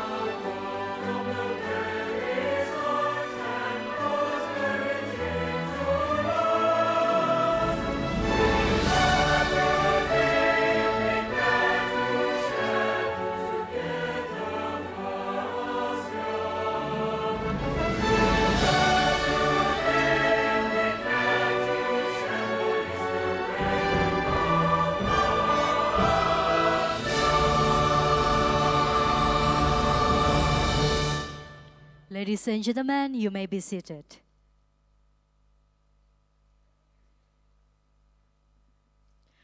With the theme Connection, Glory, Future, the Huawei ICT competition is intended for students in Huawei ICT academies and higher education institutions willing to join the ICT Academy worldwide. The competition is envisioned as a platform for students to engage in healthy competition and idea exchange. The primary objective include increasing participants' ICT knowledge and practical skills and their ability to innovate by using new technologies and platforms, and to ultimately contribute to the alleviation of the shortage of ICT talent and bridging the digital talent gap. This competition aligns with the ASEAN Digital Master Plan 2025.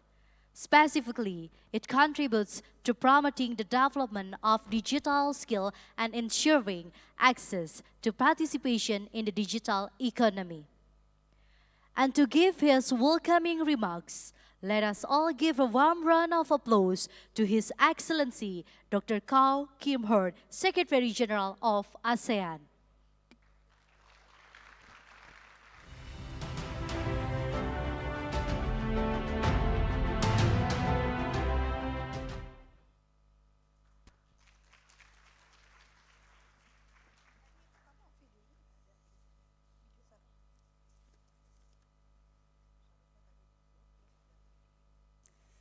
Excellency Ambassador Amai Diri Aman, Permanent Representative of Indonesia to ASEAN and Chair of the Board of Trustees of the ASEAN Foundation. Excellencies, members of the Committee of Permanent Representatives to ASEAN, CPR, and ASEAN Foundation Board of Trustees. Dr. P.T. Sri Sangnam, Executive Director of the ASEAN Foundation. Mrs. Simon Lin Baifeng, President of Huawei Asia Pacific. Esteemed judges and participants of the 8th ICT competition. Excellencies, distinguished guests, ladies and gentlemen and friends, good afternoon. It is with great pleasure and excitement that I welcome you all to the 8th Huawei ICT competition, APEC final and awarding ceremony. This event marks a significant milestone in the journey of talented individuals across from the Asia-Pacific region who have showcased their real talents, skills, knowledge, and innovative ideas in information and communication technology, or ICT. I'm delighted to see that the Huawei ICT competition is serving as a platform for students to demonstrate their expertise, creativity, and problem-solving abilities in a competitive yet collaborative environment. Through this competition, participants have not only honed their technical skills, but also have developed critical thinking, teamwork, and communication skills that are essential for success in the current digital age. Please allow me to share and highlight the importance of this competition as follows.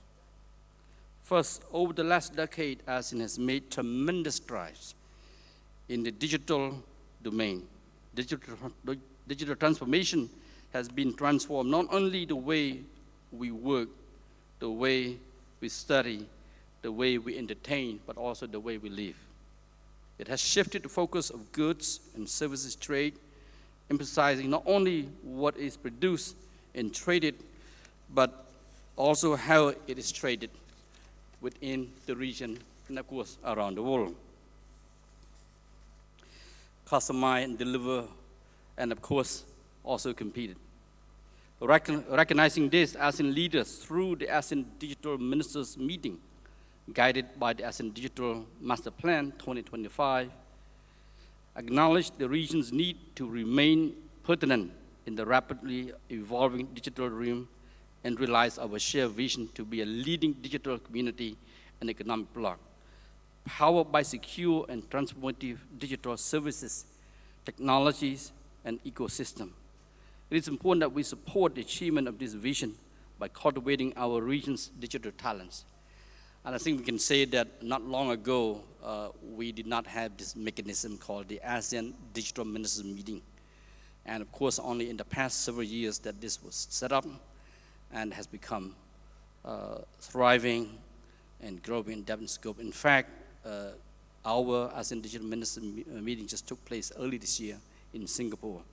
And I remember last year when I attended one in the Philippines. It was indeed really a growing mechanism in terms of interest, but also in terms of the level of cooperation among ASEAN member states, but also between ASEAN and the dialogue partners, as well as the private sector. Second, we recognize the transformative power of digital technologies and embraces it as a new driver for growth. And consequently, ASEAN has embarked on a significant milestone with the start of negotiation for the Digital Economy Framework Agreement, DEFRA. DEFRA brings the prospect to the lives of investors, businesses, and certainly entrepreneurs, as well as consumers alike. According to estimate by the Boston Consulting Group, BCG, a robust, advanced, and forward-looking DEFRA is expected to elevate ASEAN digital economy from the current $1 trillion to a formidable $2 trillion by 2030, reinforcing the region's dynamism and competitiveness in the global economy. Temasek and Google project that e-commerce gross merchandise value will grow from $112 billion in 2021 to $186 billion in 2025, just next year. ASEAN digital payment market is expected to grow to $2.1 trillion in transaction value by 2030. Notably, a key factor behind ASEAN expanding digital trade is the young digital savvy population in the region. And I think I would say the youth and the young really is the key priority, particularly for this kind of talent competition.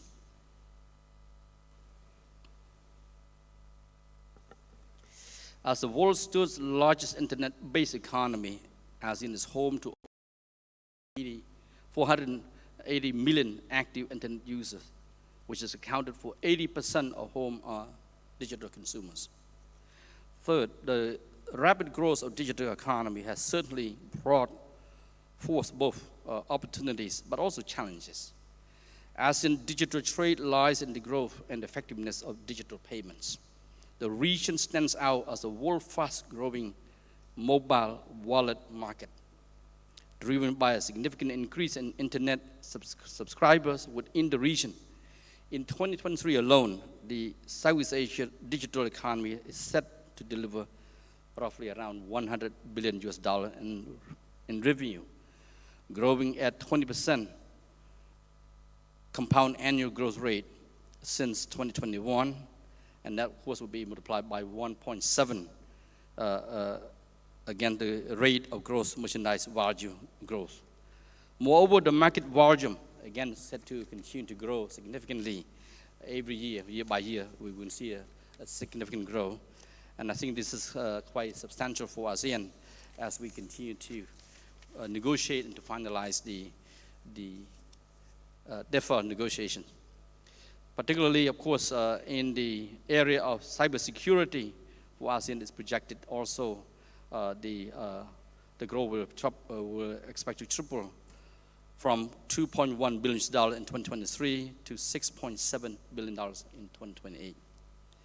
Furthermore, AI expected to provide 10% to 18% of GDP uplift across the Southeast Asia by 2030, estimating that AI could add $1 trillion to US GDP by 2030. With the success comes the risks and challenges encompassing data protection, cybersecurity, competition, and the digital divide. This makes it even more important for users to be protected with the trust and confidence, particularly for the digital transactions and technologies as they develop. Excellencies, distinguished ladies and gentlemen, I want to extend my heartfelt congratulations to the finalists and winners for their outstanding performance throughout the competition.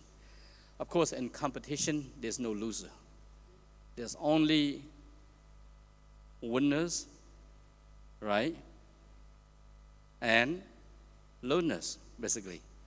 You don't win this time, you learn again and try to compete again. Yeah. Each of you has demonstrated a commitment to continuous learning, of course, to grow, but also learn to excel, particularly in the rapidly evolving of the ICT landscape. Your passion for technology, willingness to take on challenges, and drive to innovate are truly commendable. I also want to express my appreciation to Huawei for its active role in organizing this competition and providing a platform for students to showcase their talents. And this is quite important. I hope that Huawei will continue to offer this kind of opportunity to the students. I think that's important for us. Huawei's commitment to nurturing young talent, fostering innovation, and promoting collaboration in the ICT industry is truly commendable. One of the 6 Ps I put forward during the transfer office of the Secretary General of ASEAN in January 2023, I put forward 6P, and one of 6P is people. The event we are witnessing today is about investing in the people, particularly young people. In fact, this is a very smart move for Huawei, as the winners could multiply their contribution by sharing their knowledge and expertise and experiences. Finally, to the judges. Always the judges do the hard work. Sometimes we don't see the work behind the scene. I commend their efforts and their hard work. Thank you for your expertise, your time, your dedication in evaluating and assessing the participant projects and selecting the winners. Your insights and feedback are certainly invaluable in helping the participant to further enhance their skills, knowledge, and confidence. Let us look forward to the future and continue to support and empower the next generation of ICT professionals and propel our region toward a sustainable and inclusive digital future for all. I thank you.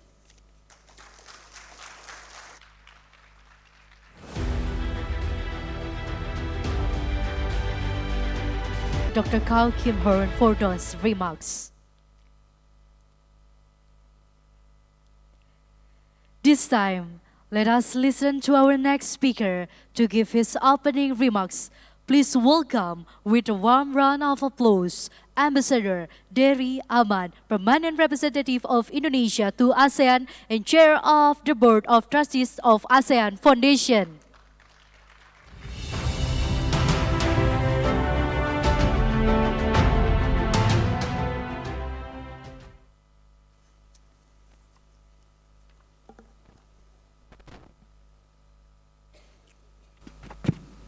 His Excellency Dr. Kao Kim Hoon, Secretary General of ASEAN, Excellencies, Permanent Representatives of ASEAN Member States, as members of the Board of Trustees of the ASEAN Foundation, Mr. Simon Lin Bai Feng, President of Huawei Asia Pacific, Ms. Maki Katsuno Hayashikawa, Director and representative of UNESCO Regional Office in Jakarta, Dr. P.T. Sri Sangnam, Executive Director of ASEAN Foundation,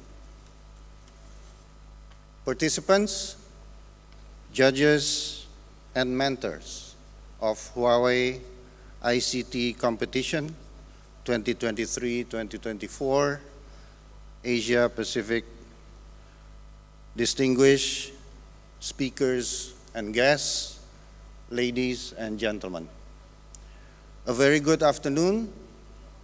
It's good to be back here at the ASEAN headquarters after our long holidays, whether it's the Aidil Fitri, the New Year's for our colleagues from Cambodia, Laos, Myanmar, and Thailand. So it's back to work, back to business, and it's good that we're back for this award ceremony in welcoming the participants of the Huawei ICT Competition 2023-2024. It is my honor and privilege as Chair of the Board of Trustees of the ASEAN Foundation this year, 2024, to welcome you all to the Huawei ICT Competition 2023-2024 in Asia Pacific final and award ceremony. Today, we gather here at the Nusantara Hall of the ASEAN headquarters to celebrate the remarkable achievements of our talented participants, whose dedication and innovation have brought them to this final stage of the competition. First and foremost, I extend my heartfelt congratulations to each and every participant for their outstanding performance throughout this rigorous competition. Your hard work, perseverance, and ingenuity have truly set you apart, and I commend all of you for reaching this prestigious milestone. Your presence here today is a testament to your exceptional talent and unwavering commitment to excellence. The Huawei ICT competition holds immense significance in the context of the ASEAN Digital Master Plan 2025, which aims to accelerate the digital transformation of the ASEAN region and foster a vibrant digital economy.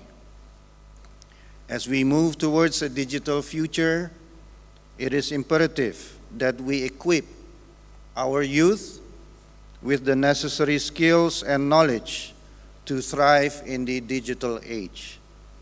The Huawei ICT competition serves as a platform for young talents to enhance their ICT skills, showcase their innovative solutions, and contribute to the advancement of our digital ecosystem.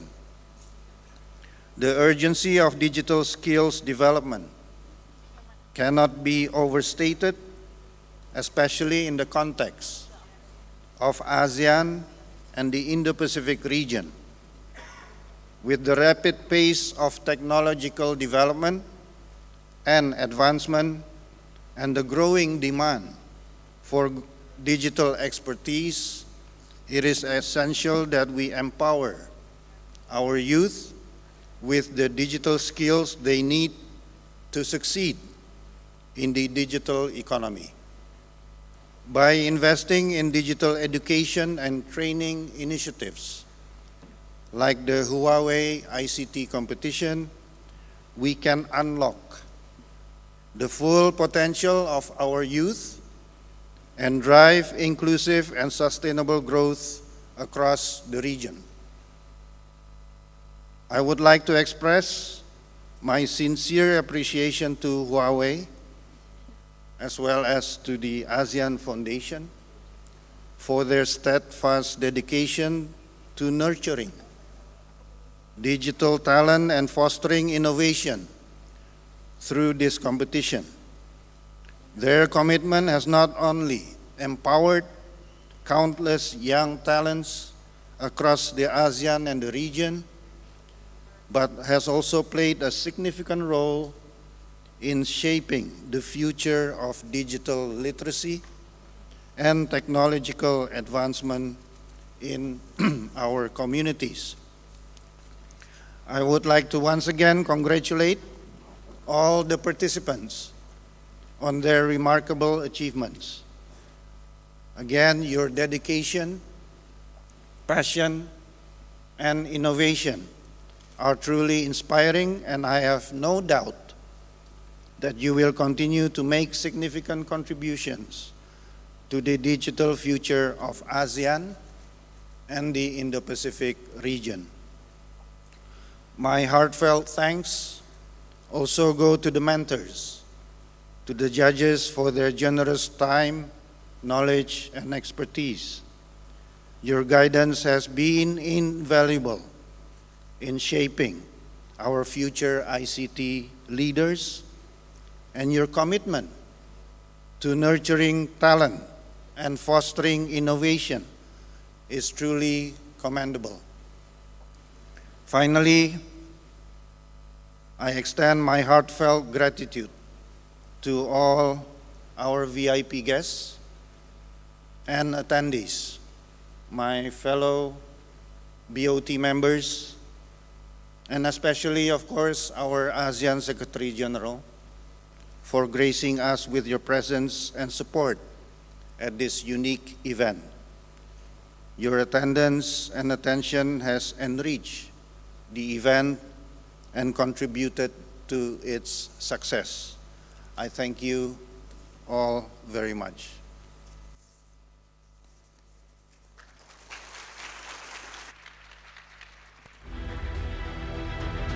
Thank you, Ambassador Dari Aman, for those remarks.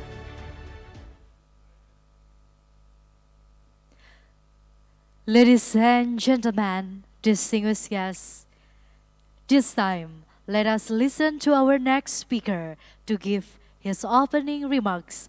Please welcome with a warm round of applause, Mr. Simon Lin, President of Huawei Asia Pacific.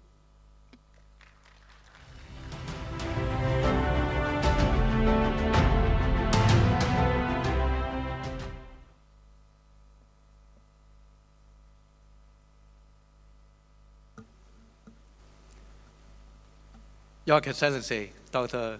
Gao Chenghong, Secretary General of ASEAN, Your Excellency, Ambassador Dari Aman, Permanent Representative of Indonesia to ASEAN, Ms. Maki Hayaskeva, Director of UNESCO Regional Office in Jakarta, Dr. Piti, Executive Director of ASEAN Foundation.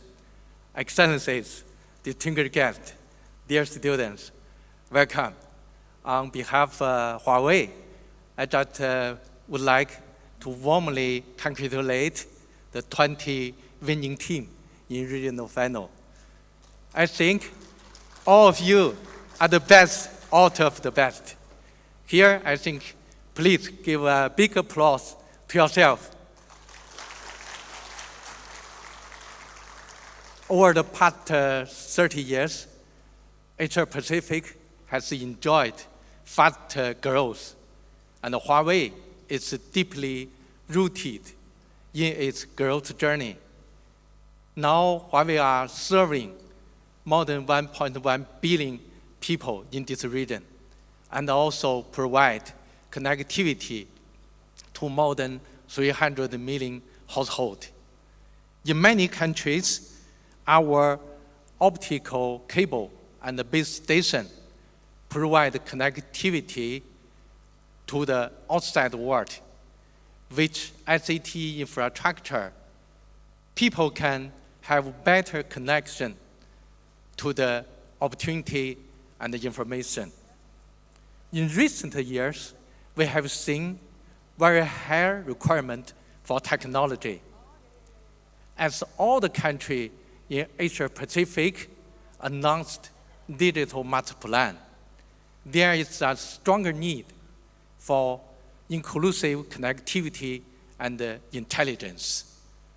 To meet this need, there are ICT Talent Foundation has been a cornerstone. Therefore, Huawei has working together with many governments and partners to cultivate an ICT talent ecosystem. Among all the programs, ICT competition has been the flagship one since 2015. And this year, this ICT competition attracted more than 170,000 students worldwide. And also in Asia Pacific, there are more than 6,400 students from 14 countries and areas joined their national final.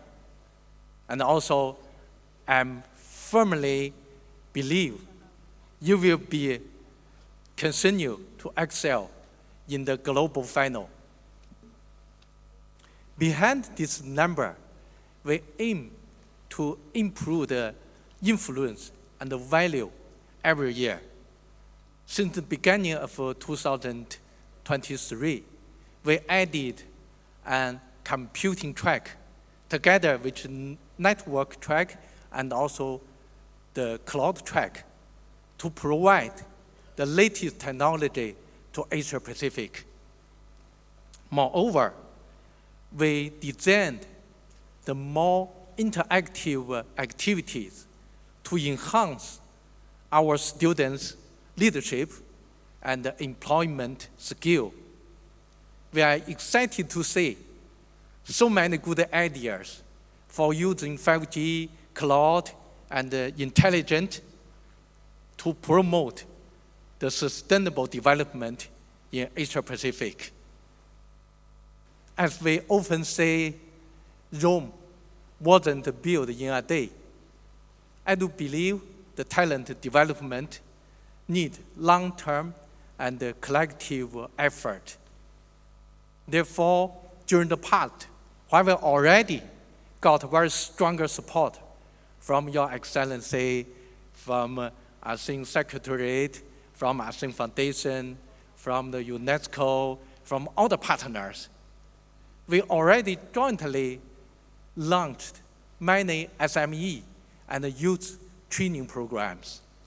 And also, I do believe we can jointly to cultivate more ICT leaders, practitioners, and innovators in our region.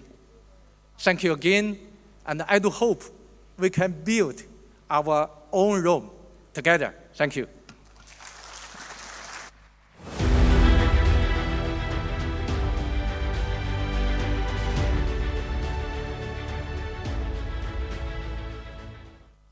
Thank you, Mr. Simon Lim, for those remarks. Ladies and gentlemen, and also to our distinguished guests who gave their opening remarks, thank you very much for taking time out for your busy schedule, for coming here and to share your message.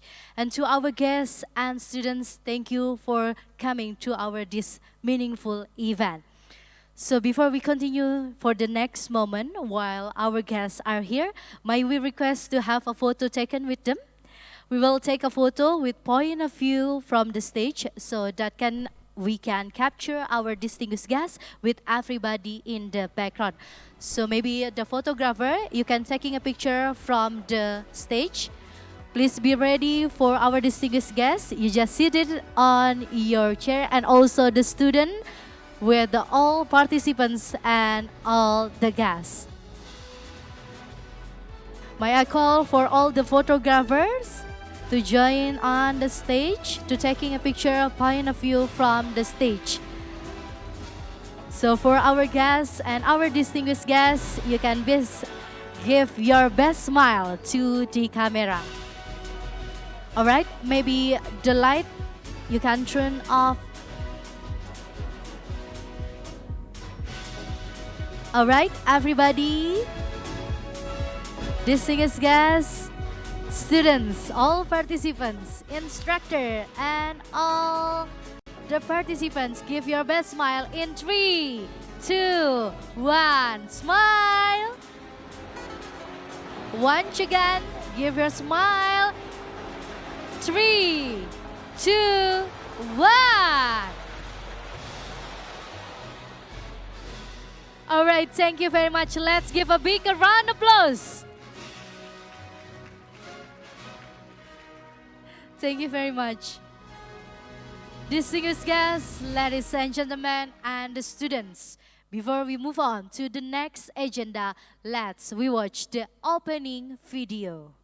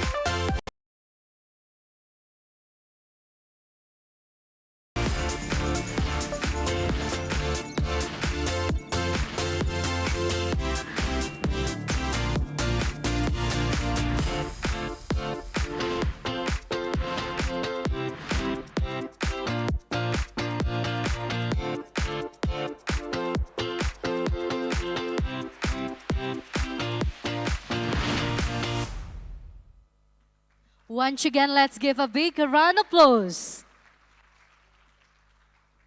Ladies and gentlemen, distinguished guests and students, the Huawei ICT Academy program is an important initiative for talent development. Before the award starts, let us watch a true story. Today, we have the privilege of sharing the inspiring journey of Sum Joming, who has excelled in the Huawei ICT Academy program, showcasing the significant impact of Malaysia's policies in nurturing talent for the nation. Let's direct our attention to the screen and immerse ourselves in Zoom Jamming's incredible story.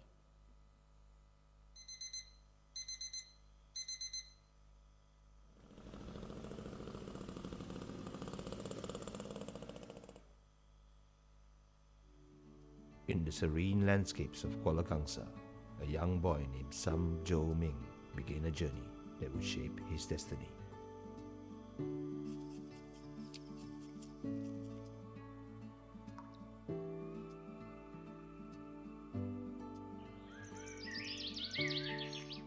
Surrounded by the timeless beauty of nature and ornate temples, Joe's childhood was filled with wonder and curiosity, nurtured by the love and guidance of his parents. Amidst the simplicity of rural life, a pivotal moment arrived when a gift from his parents opened the doors to a world of endless possibilities. With the arrival of a laptop, Joe's imagination soared, fueled by the boundless potential of technology. Thank you, Mommy. 喜欢。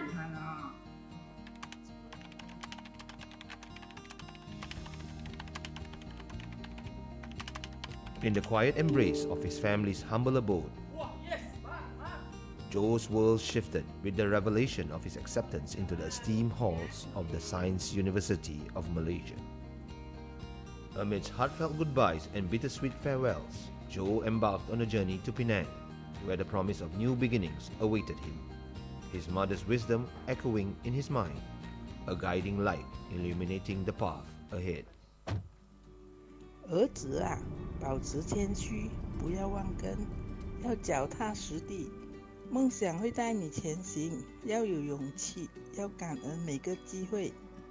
In the vibrant streets of Penang, Joe discovered a world of culture and diversity, a prelude to the academic adventure that awaited him at the Science University of Malaysia.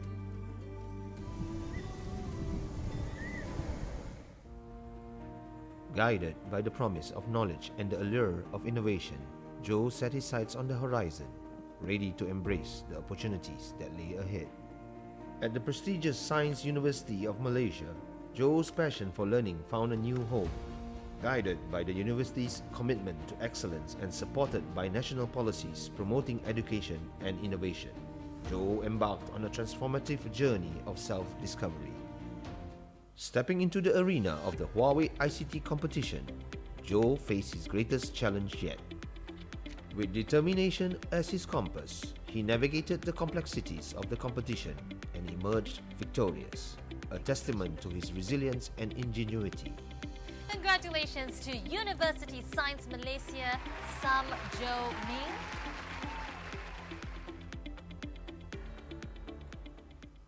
As Joe's university days drew to a close, a new horizon dawned at Huawei.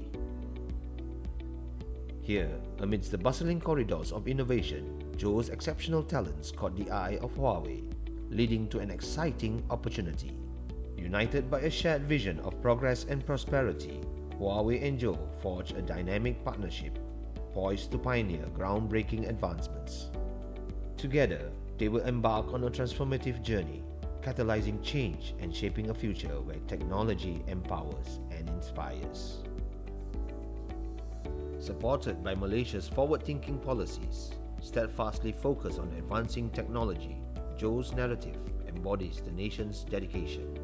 Anchored in the values of sustainability, prosperity, innovation, respect, trust, and compassion, Malaysia's stride towards digital evolution illuminate pathways for inspiring tales like Joe's. His empowered journey mirrors the profound influence of digital innovation of both individuals and communities, resonating with the promise of a brighter tomorrow. My journey in the ICT world began with the Huawei ICT Academy program, a groundbreaking partnership between Huawei and higher educational institutions worldwide, including Malaysia. Through this collaboration, the program delivers comprehensive training in Huawei ICT technologies, empowering students to participate in Huawei certification programs and nurturing talent equipped with practical skills for the ICT industry and the community. This pivotal alliance laid the foundation for my pursuit of excellence, offering invaluable opportunities to hone my skills and expand my knowledge in a dynamic environment.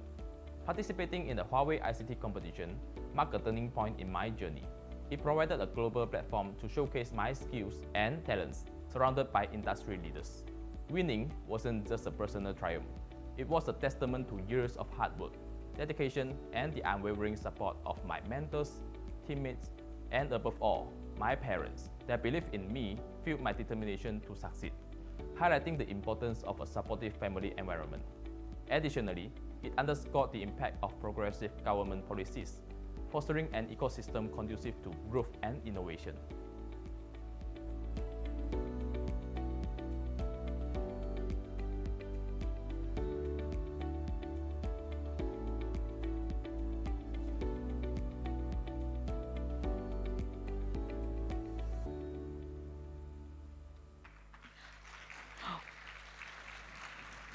Wow, what an inspiring video presentation. Now we will have the honor of hearing directly from Jo Ming himself. Ladies and gentlemen, please welcome Jo Ming.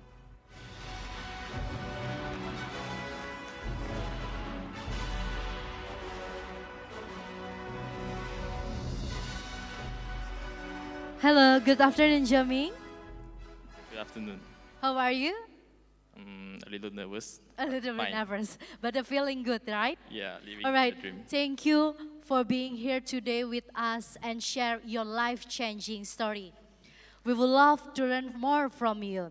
So, could you share with us how technologies have affected your life growing up in the rural area? Okay. Hi, everyone. It's an honor to have the opportunity to share my life journey with you all today. Okay, so growing up in a rural area, technology has been a game changer for me, especially when my mom bought me a new laptop since I was 12 years old. Okay, wait.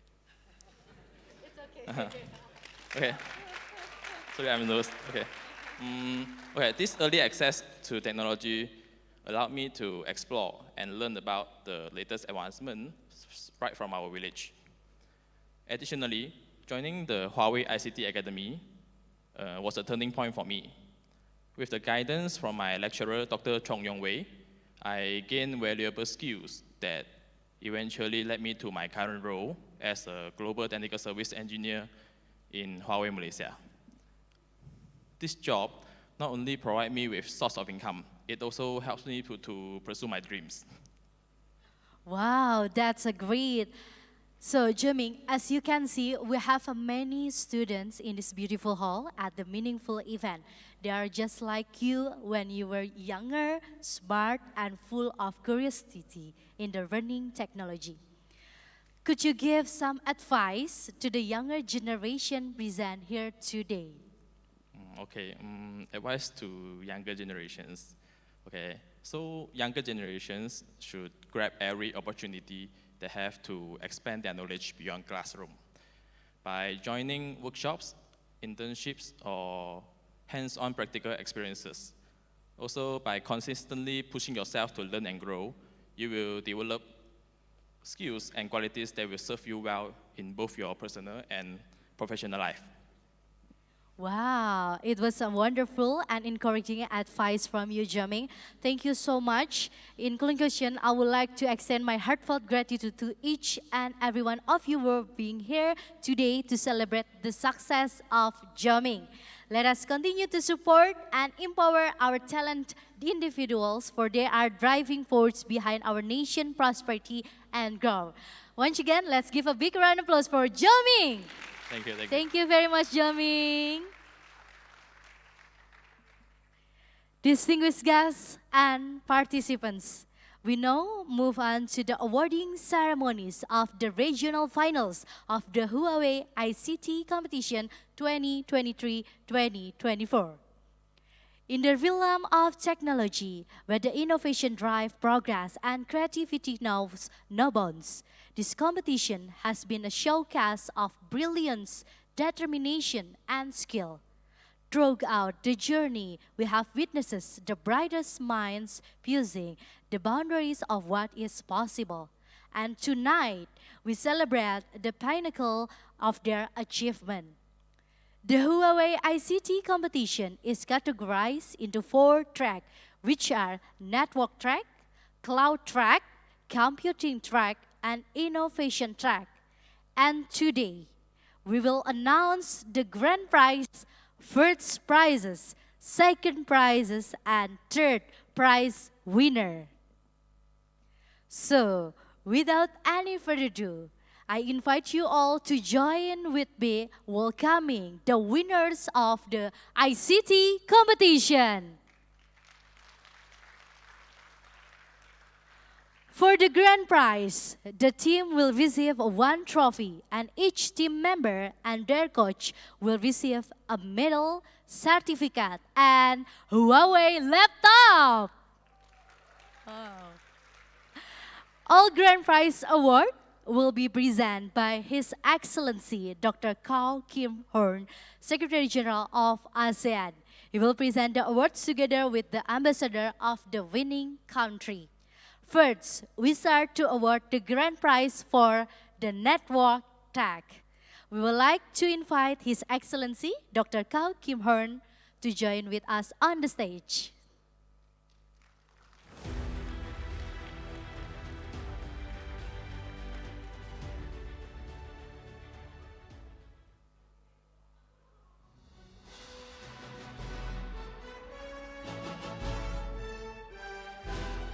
The grand prize winner of the network track is Indonesia! From the Institute Teknologi Bandung. May I invite Ambassador Dari, Permanent Representative of the Republic of Indonesia to ASEAN and the Chair of the Board of Trustees of ASEAN Foundation to come to the stage. And also may I invite Indonesia team. Please come to the stage to receive your awards.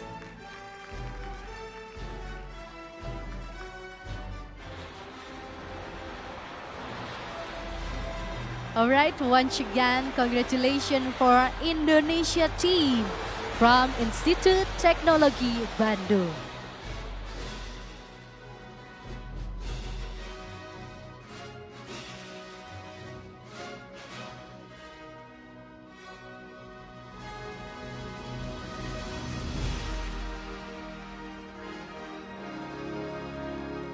The first moment, His Excellency Dr. Kao Kim Horn will present the award to the university instructor.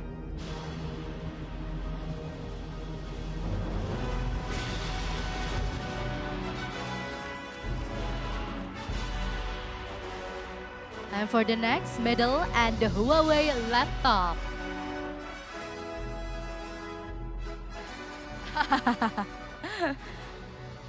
All right.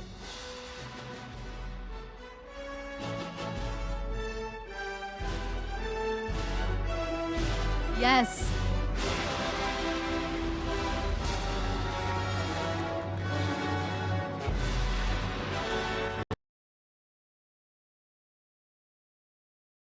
Ambassador Dari will present the awards to each of the students.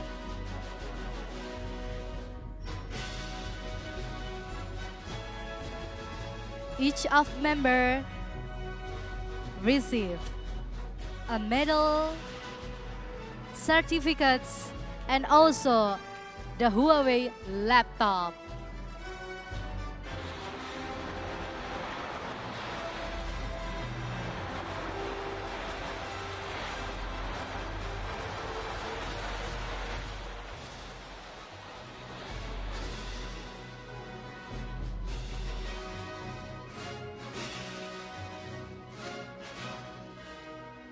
And the last, Ambassador Dari, please stay on the left side so we can taking a picture.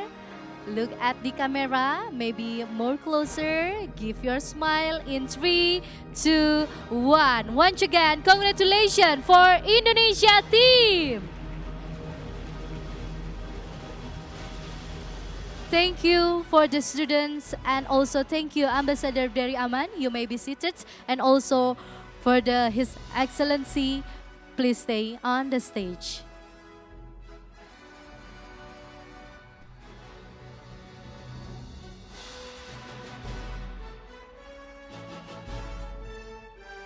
For the next, the grand prize winner of the computing track is the Philippines from iAcademy.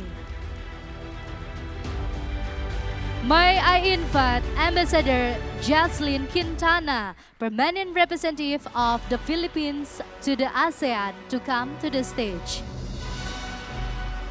And also, may I invite the Philippine team, please come to the stage to receive your awards.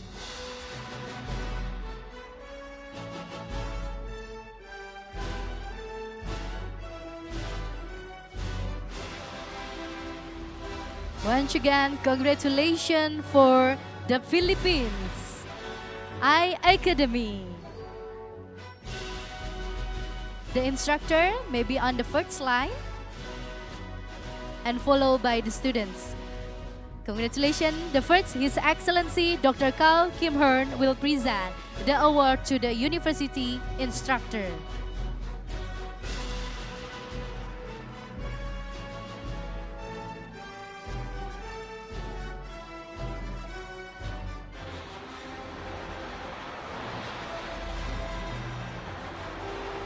Next, Ambassador Jocelyn Quintana will present the awards to each of the students.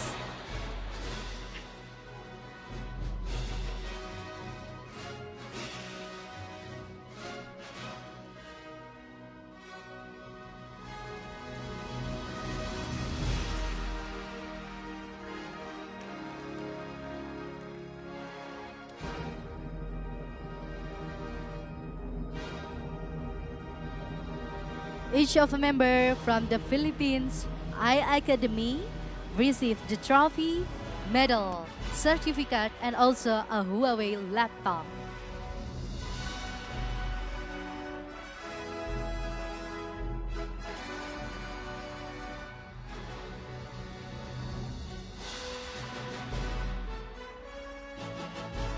Alright, Ambassador Jocelyn Quintana, please on the left side. So more closer, look at the camera. We can capture the moment. 3, 2, 1, smile. Once again, congratulations for the Philippine iAcademy. Thank you very much for the Ambassador Jocelyn Quintana and also the students Philippine team. You may be seated.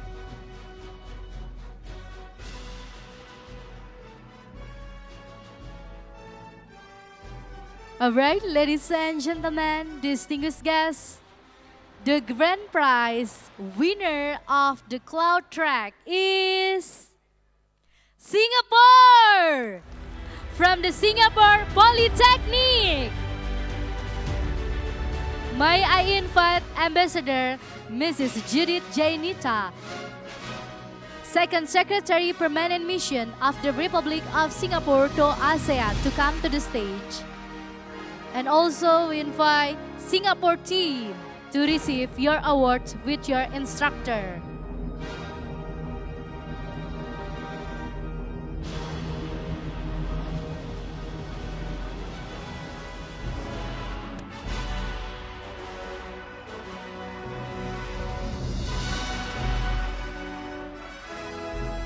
All right. The first, His Excellency Dr. Kao Kim Hearn will present the award to the university instructor.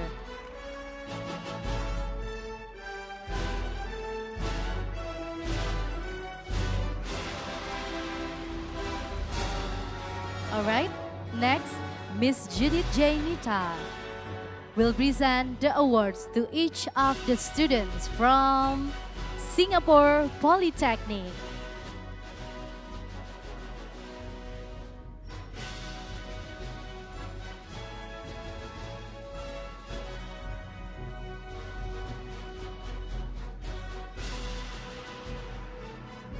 All right, we can create incredible moment to taking a picture together. Ready? With the flag of Singapore. 3, 2, 1, smile. Once again, congratulations for Singapore Polytechnic. Thank you very much, Miss Judith Jainita, and also the student from Singapore team, Singapore Polytechnic. All right, last but not least, ladies and gentlemen, distinguished guests. The grand prize winner of the innovation track is the Philippines from Cebu Institute of Technology University. May I invite Ambassador Jaslyn Quintana, permanent representative of the Philippines of the ASEAN. And also, we invite Philippine team, please come to the stage to receive your awards.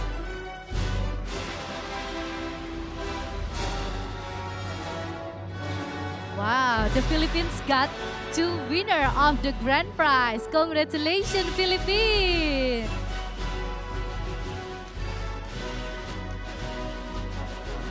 The first, His Excellency Dr. Cao Kim Hearn will present the award to the university instructor.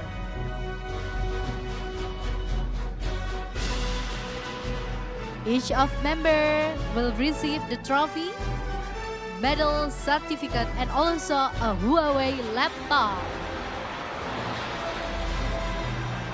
For the next, Ambassador Jaslyn Quintana will present the awards to each of the students.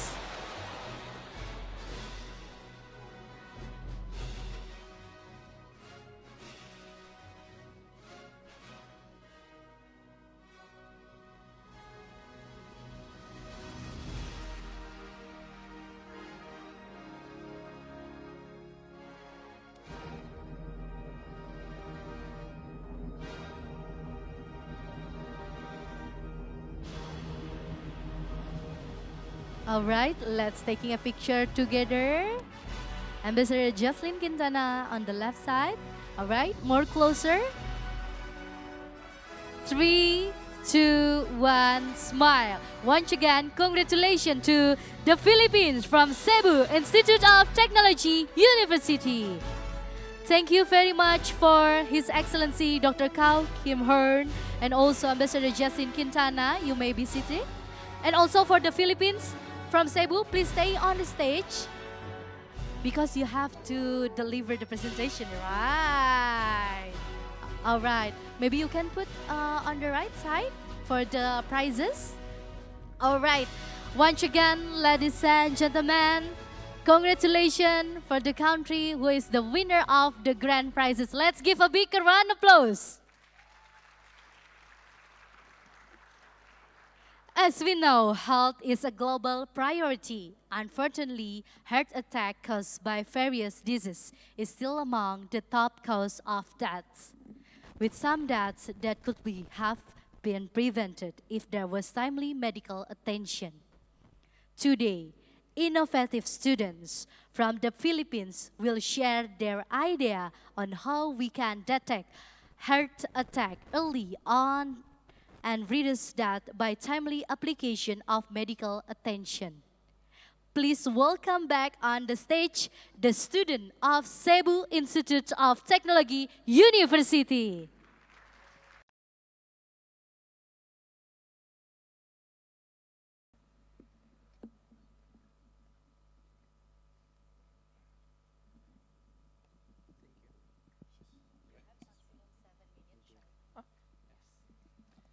Good afternoon. Imagine this. It's a pleasant day in Jakarta, Indonesia, and you're making a presentation in front of esteemed delegates from different Asian countries. And as you're making your presentation, a crushing pain grips your chest. You become alarmed, but then you remember you have performance anxiety. So you console yourself by saying, it's probably just the pressure dawning on you, and it's nothing to worry about. Minutes later, you feel numbness in your arm, and you start to struggle catching your breath. But then again, it's probably nothing, right? Suddenly, a loud thud interrupts the room as you collapse unconscious, and because of traffic, It took almost an hour for paramedics to arrive and provide life-saving care. They load you into the ambulance stretcher, rushing out with lights and sirens blaring. And despite the urgency, heavy traffic prolongs the journey to the nearest hospital.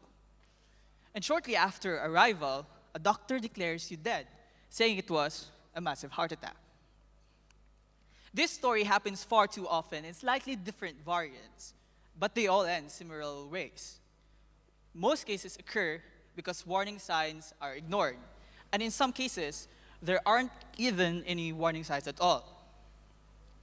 With this, it isn't so surprising that cardiovascular diseases are the leading cause of death globally.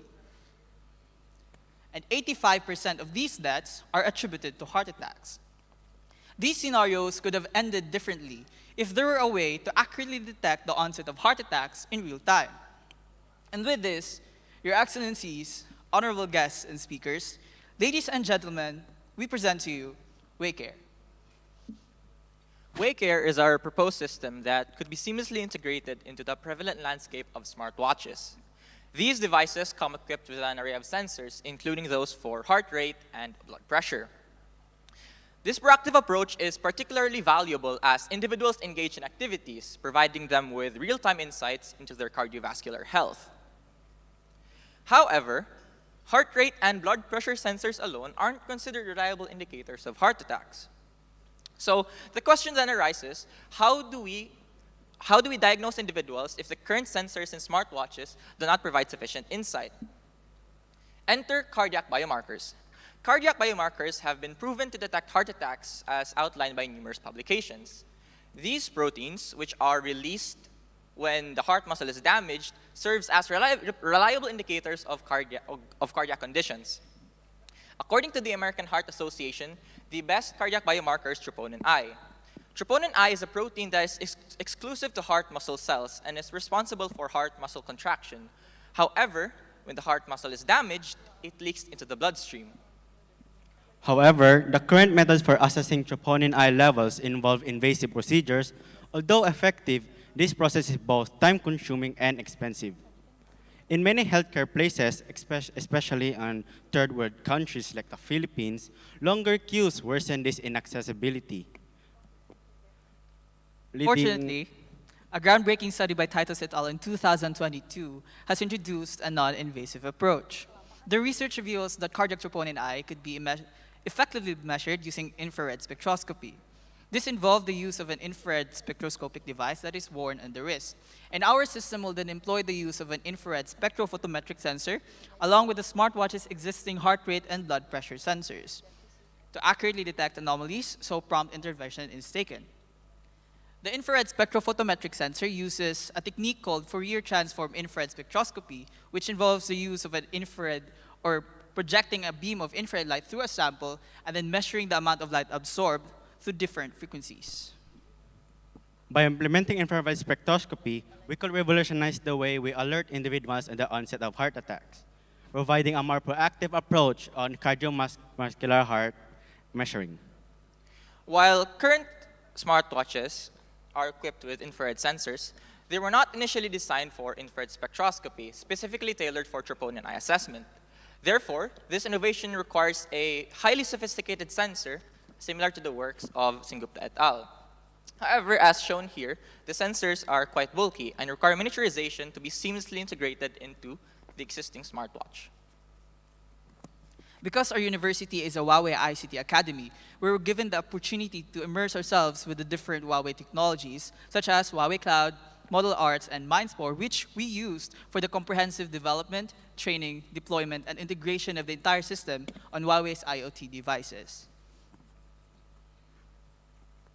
And we will also employ this hybrid CNN-RNN model for cardiac troponin I evaluation as recommended by Sengupta et al.'s paper. So let's take a look at the WayCare app, starting from its home, contacts, notifications, and profile sections. So the watch regularly retrieves data from the user. However, they can also manually trigger this by tapping on the plus icon situated at the center of the bottom navigation bar. Additionally, a floating distress call button located at the bottom right corner remains accessible at all times, allowing users to quickly call for emergency assistance. Whenever the model detects a potential risk or danger, it then alerts the smartwatch. So when the watch is not worn, data collection is disabled in order to avoid flawed data to be uploaded to the servers. By utilizing Huawei Cloud's trigger function, we could provide routinely checks in order to keep the model updated and optimized to the user's vitals.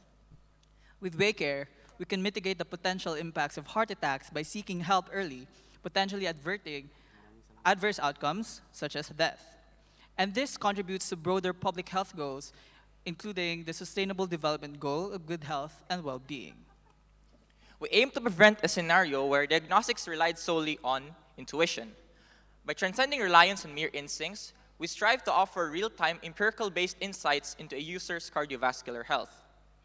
From the Pearl of the Orient Seas, we extend our heartfelt invitation to you all in turning this vision into reality. Together, let us empower communities, foster collaboration across borders, and ignite the flames of innovation, one heartbeat at a time. Maraming salamat po. Wow, ladies and gentlemen, as we see this brilliant student for their innovative idea. Thank you very much for the student of Cebu Institute of Technology University. Thank you. Thank you, Team Philippines. So everyone, if there are any question for the Philippines team? I think this is the brilliant idea, yeah? All right, excellent. Thank you, Philippines team. Once again, thank you for the Team Philippines. Your innovation idea is truly brilliant. You embody what your country's national hero. Dr. Jos Rizal once said, "The yard is the hope of the motherland. If we have young people like you, our world's future is bright." I look forward to seeing your idea evolve and make a significant impact in the world. Ladies and gentlemen, now we move on to the next part of our program. For the first prize, the team will receive 1 trophy, and each team member and their coach will receive a medal, certificate, and Huawei tablet. All the prize awards will present by Mr. Simon Lin, President of Huawei Asia Pacific. He will present the awards together with the ambassador of the winning country. We would like to invite Mr. Simon Lin on the stage.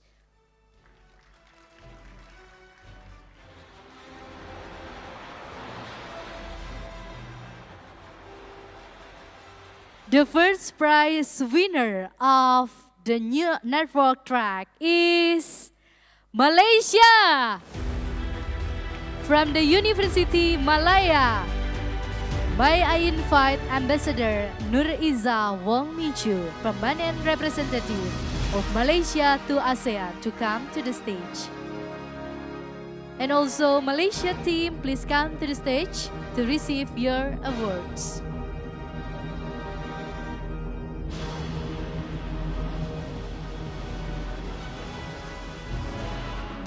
For the instructor, please on the first line, and also followed by the students. Yeah, the instructor on the first line, and also follow the students. Yeah, let's switch the instructor on the first line. All right, the first, Mr. Simon Lin will present the award to the university instructor.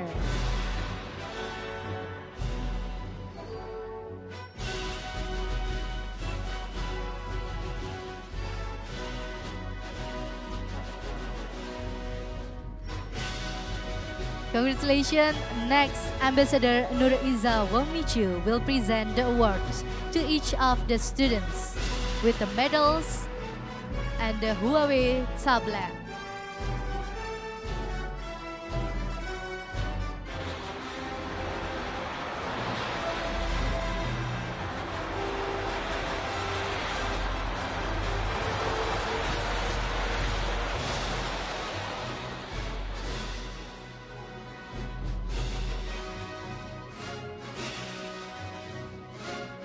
All right, to create incredible moment, let's taking a picture together in 3, 2, 1. Once again, congratulations for Malaysia team. Thank you very much for the student and also Ambassador Nuriza Wongmichu. You may be seated. For Mr. Simon Lin, please stay on the stage.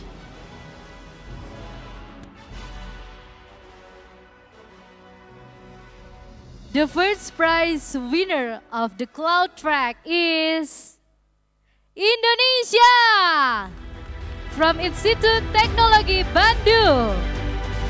May I invite Ambassador Dari Aman, permanent representative of the Republic of Indonesia to ASEAN and chair of the Board of Trustees of ASEAN Foundation.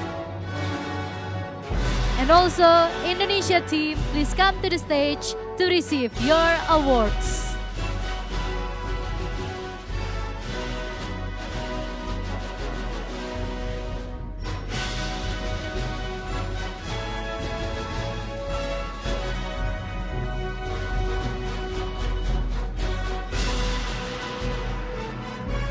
Congratulations for Indonesia team. The first for the instructor, Mr. Simon Lin will present the award to the university instructor.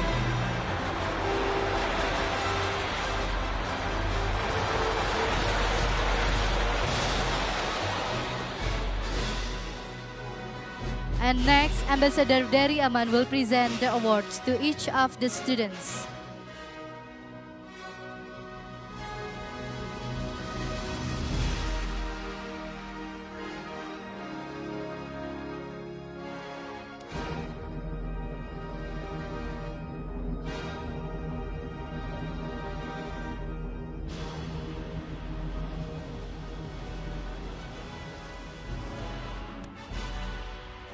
All right. To capture the moment, let's taking a picture together. All right, everybody ready? Look at the camera, give your best smile, more closer. 3, 2, 1. Once again, congratulations for Indonesia team. Thank you very much for Indonesia team and also Ambassador Dari Aman. You may be seated. Mr. Simon Lin, please stay on the stage. For the next, the first prize winner of Cloud Track is Singapore from National University of Singapore. May I invite Miss Judith Jainita, Second Secretary, ASEAN, Permanent Mission of the Republic of Singapore. And also we invite Singapore team to receive your awards as the winner of the first prize, Cloud Track.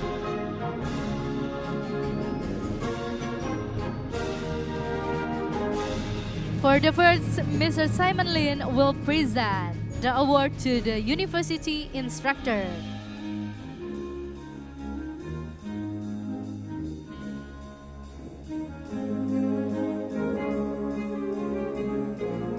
And next, Miss Judith Jainita, Second Secretary ASEAN, Permanent Mission of the Republic of Singapore to ASEAN, will present the awards to each of the students.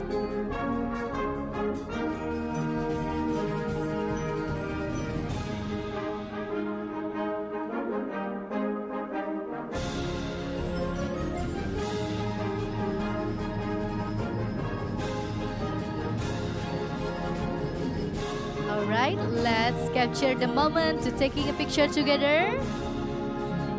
3, 2, 1. Once again, congratulations for Singapore from the National University of Singapore, the first prize winner of the Cloud Track. Thank you, Miss Janita, and also the student from National University of Singapore.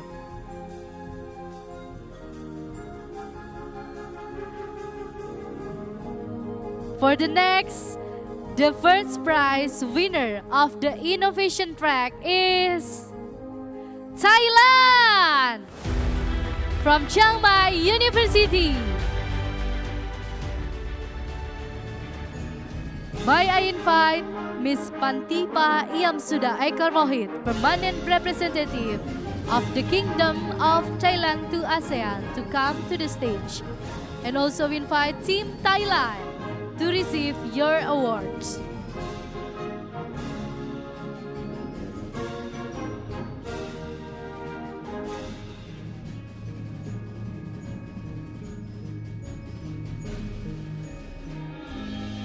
Congratulations.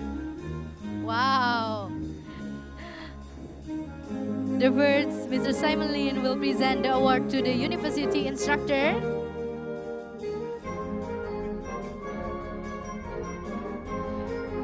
It's okay not bring your flag country, but your heart is still with the Thailand. Alright, for the next, Ms. Pantipa Iamsuda Eka Rohit, Permanent Representative of the Kingdom of Thailand to ASEAN, to give the award of each student.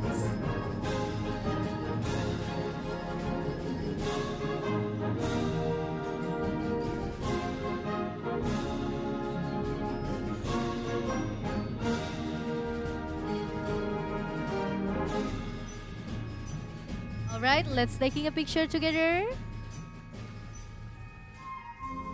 3, 2, 1, smile. Once again, congratulations for Thailand team.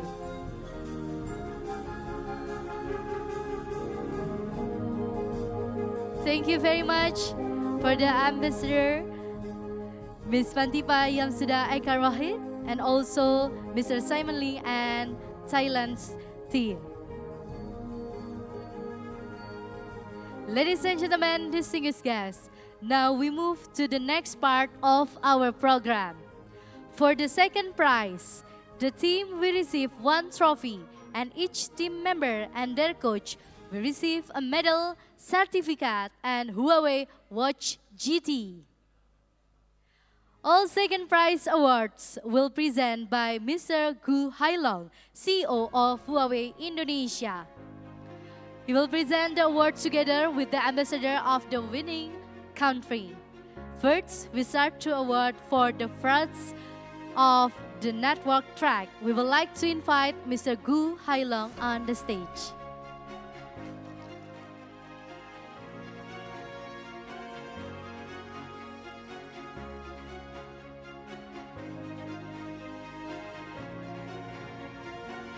The second prize winner of the network track is Thailand!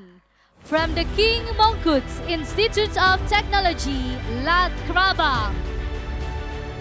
May I invite Ms. Pantipa Iamsuda Eka Rohit, Permanent Representative of the Kingdom of Thailand to ASEAN. And also we invite Thailand team, please come to the stage to receive your awards.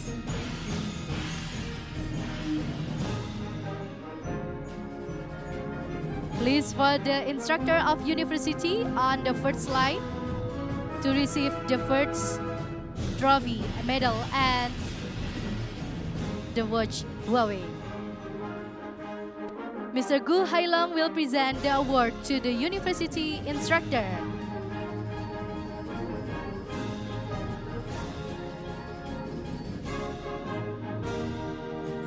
Next, Ms. Pantipa Iamsuda Eka Rohit will present the awards to each of the students.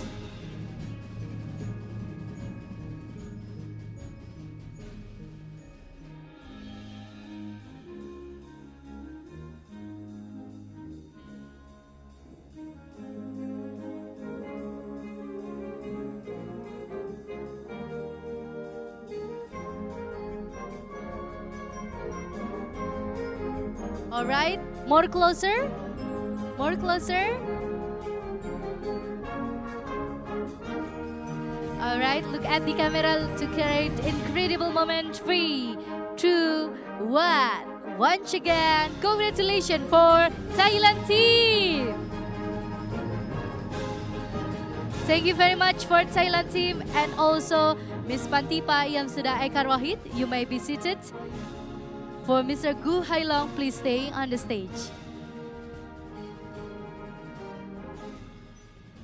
For the next, The second prize winner of the cloud track is Macau, from the University of Macau. May I invite Mr. Wang Daohao, Minister Counselor of the Mission of the People's Republic of China to ASEAN, to come to the stage. And also we invite Macau team, please come to the stage to receive the awards.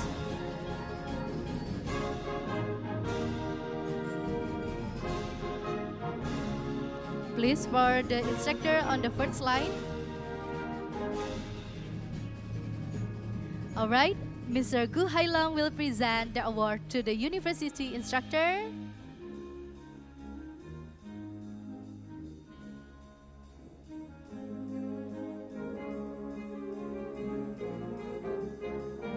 For the next, Mr. Wang Daohao will present the awards to each of students.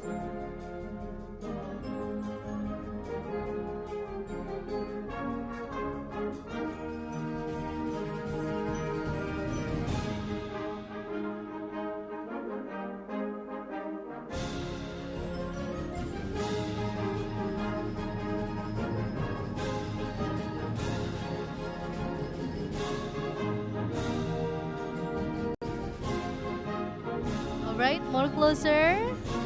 Taking a picture together. 3, 2, 1. Once again, congratulations. Second prize winner of the Cloud Track, University of Macau.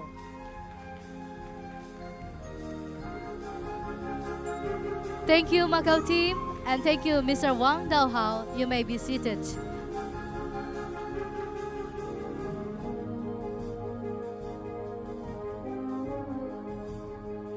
The second prize winner of computing track is Malaysia, from University Malaysia Sabah.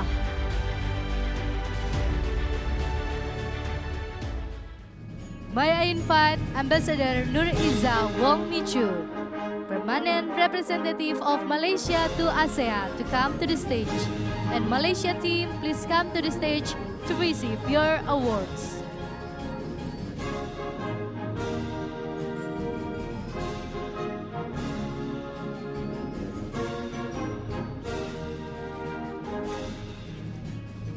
Please for the instructor on the first line. The first, Mr. Gu Hailong will present the award to the university instructor.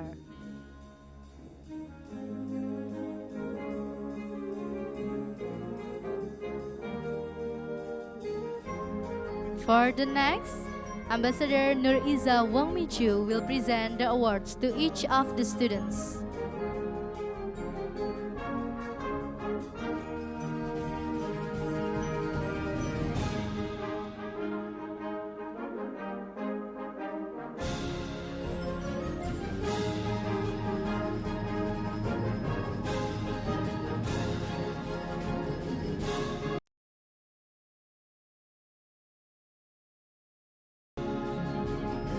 Alright, maybe more closer to capture the moment on the center of the stage. Give your best smile. 3, 2, 1. Once again, congratulations for Malaysia team.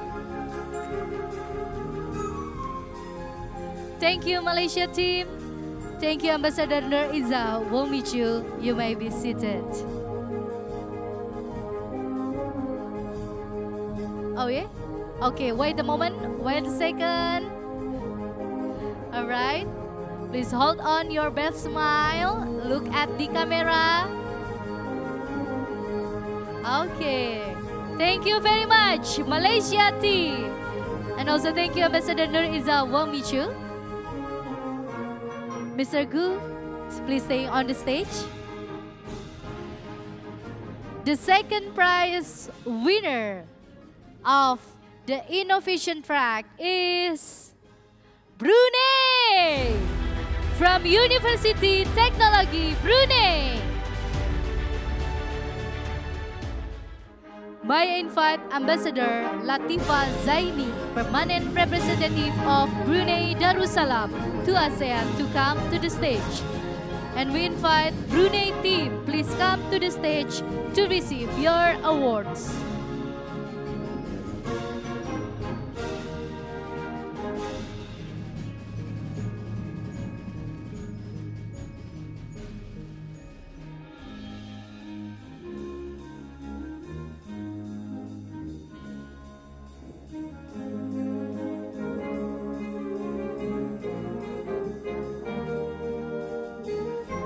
For the first, Mr. Gu Hailong will present the award to the university instructor. Next, Ambassador Latifa Zaini will present the awards to each of the students.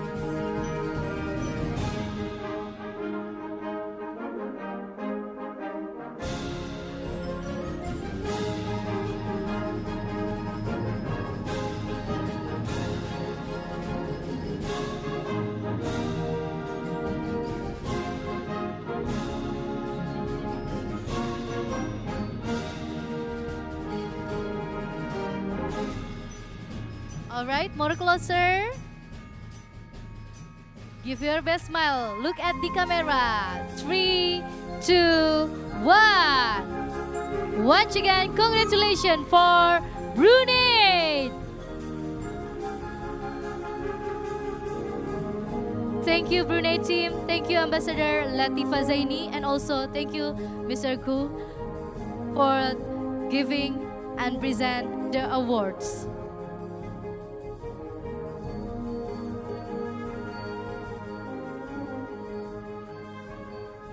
Ladies and gentlemen, distinguished guests, and finally, we'll move to award the third prize winners. This time, each team member and their coach will receive certificate and Huawei band. This prize will be presented by the ambassador of the winning country by one our distinguished guests. The third prize winner of the network track is Cambodia from Institute of Technology of Cambodia. May I invite Mr. Isaid, Second Secretary of the Kingdom of Cambodia to ASEAN, to come to the stage.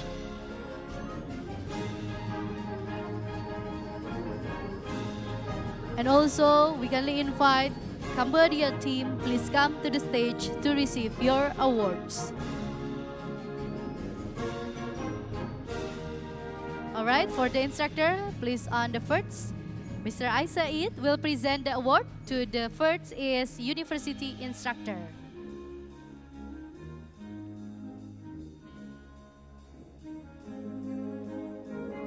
Yes, for the instructor.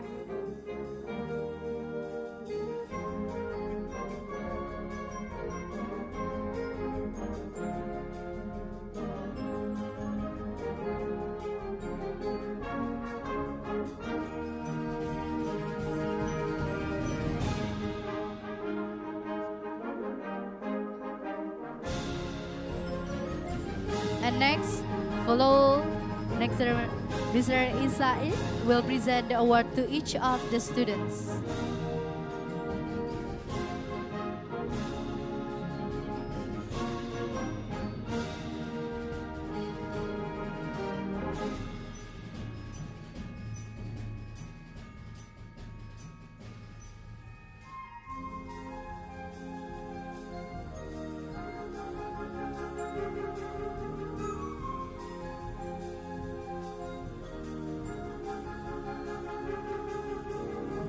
All right, let's taking a picture together.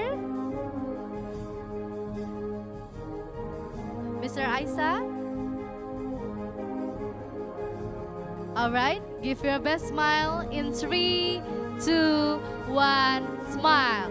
Once again, congratulations for Cambodia team. Thank you very much for Cambodia team and also Mr. Isaid. You may be seated. Thank you.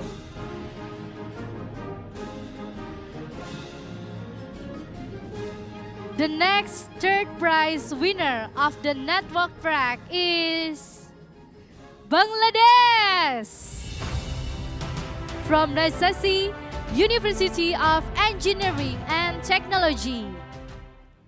May I invite Mr. Alex Zhang, Vice President of Huawei Asia Pacific, to come to the stage.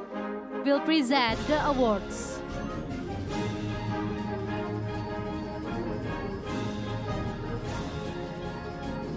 And also we invite for Bangladesh team to come to the stage and receive the awards.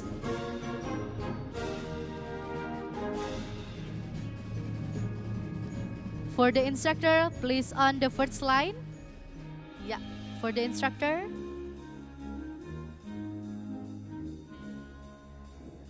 The first, Mr. Alex Zhang will present the award to a university instructor.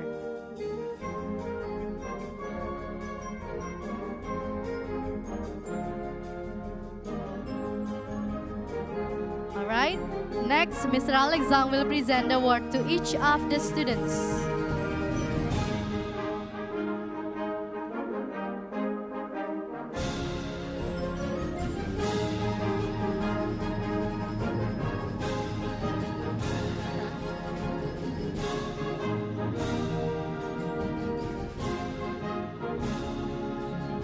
Alright, Mr. Alex Zhang, maybe on the left side.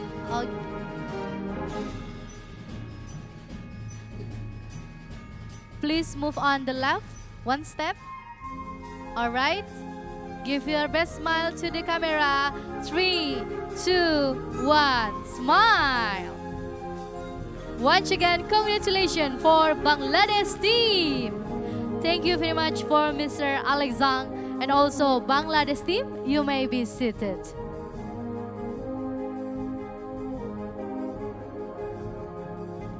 Ladies and gentlemen, distinguished guests, and the final third prize winner of the network track is Vietnam!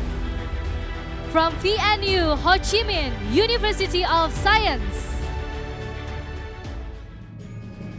May I invite Mr. Trinh Antoine, Attaché of Permanent Representative of the Socialist Republic of Vietnam to ASEAN, to come to the stage. And also we invite Vietnam team to receive the awards.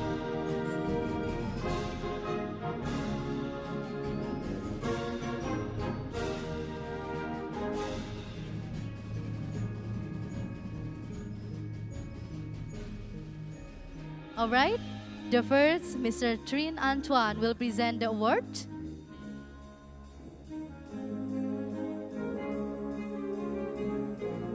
Congratulations for Vietnam.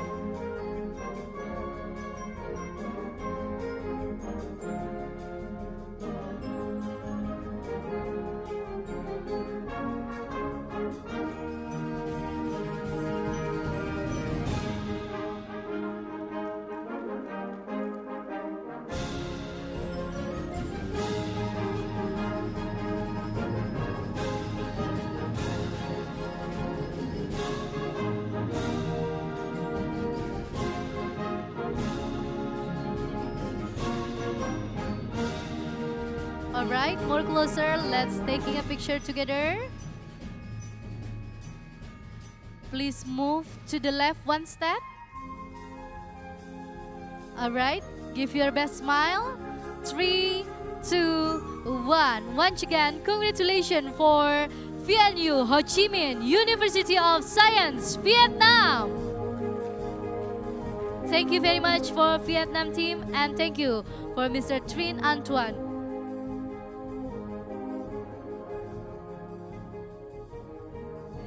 Distinguished guests, and now we will award the third prize cloud track is Sri Lanka from University of Moratuwa.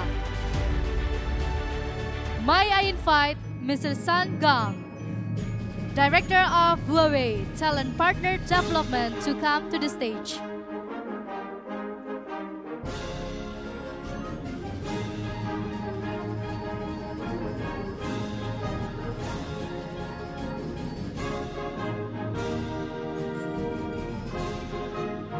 And also we invite the Sri Lanka team the first, Mr. Sangang will present the award to the University of the student.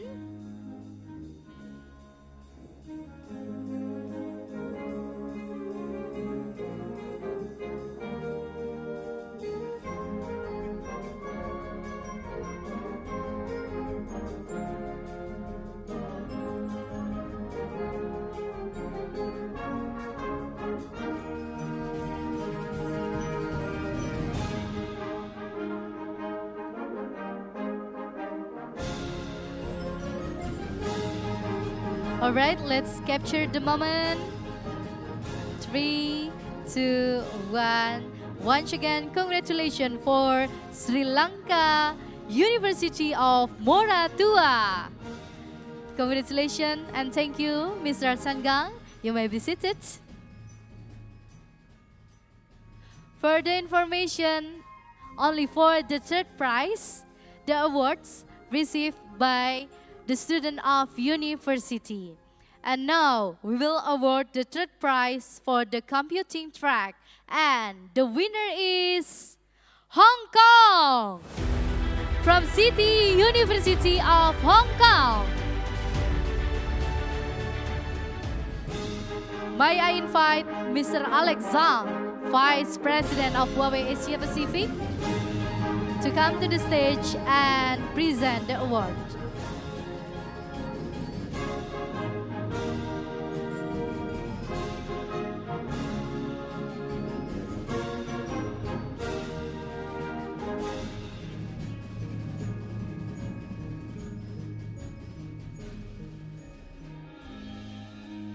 Mr. Alex Zhang will present award to each of the students. Yes, the certificate and also the gadget will receive by the students.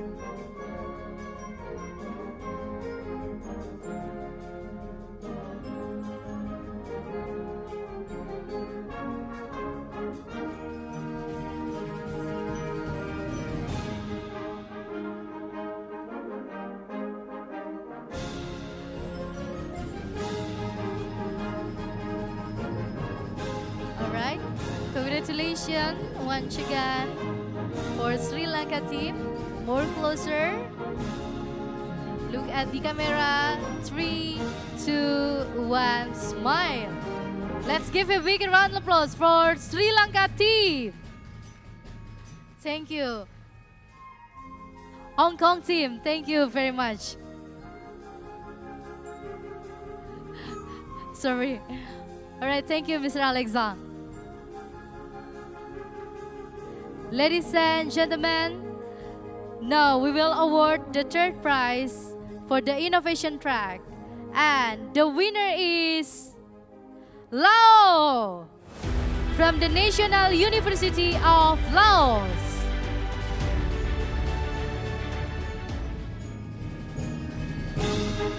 May I invite Ambassador Bowendit Dongchak, permanent representative of the Lao People's Democratic Republic to the ASEAN.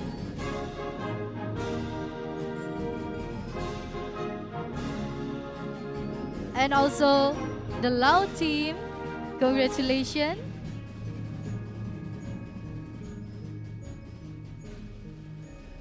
For the first, Ambassador Bowender Dongchak will present the award to the students of university.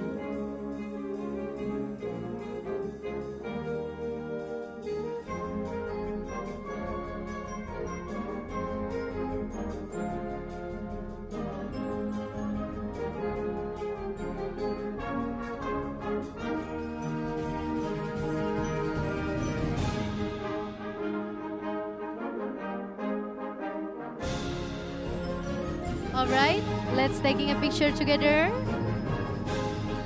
3, 2, 1, smile.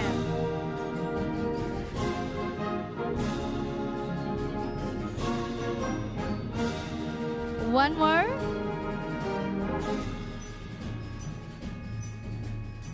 Thank you very much, Ambassador Bowender Dongchak, and also Lao team. Congratulations, you may be seated. Ladies and gentlemen, distinguished guests, and now we will award the third prize for the innovation track, and the winner is Malaysia from the University Malaya. May I invite Ambassador Nur Iza Wong Michu, permanent representative of Malaysia to ASEAN, to the stage. We also invite Team Malaysia to receive the awards.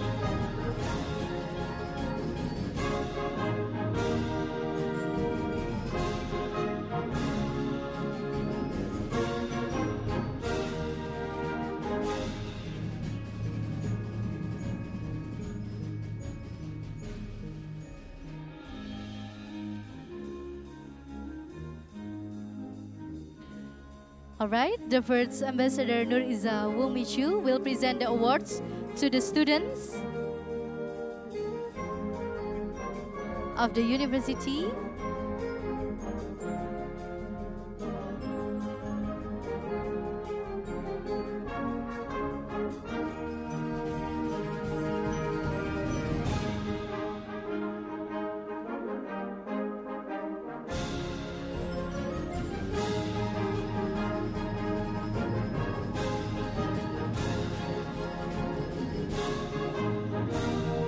All right, let's capture the moment.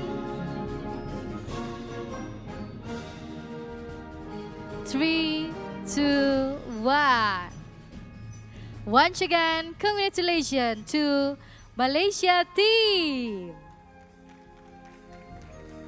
Thank you very much, Ambassador Nur Iza Wong Michu, and also Malaysia team. And finally, we will award the first prize for the innovation track. And the winner is Singapore from the Singapore Management University. May I invite Miss Judith Jainita, permanent representative, to join on the stage. And also we invite Singapore team.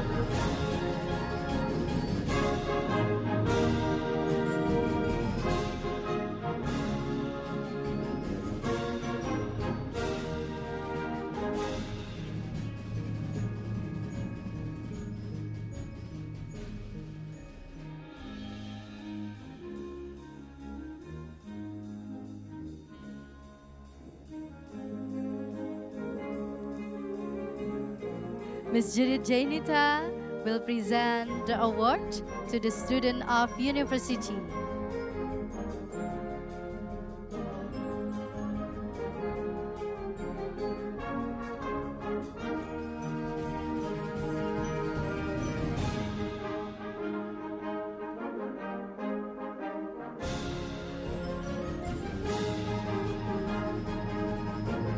Let's taking a picture together.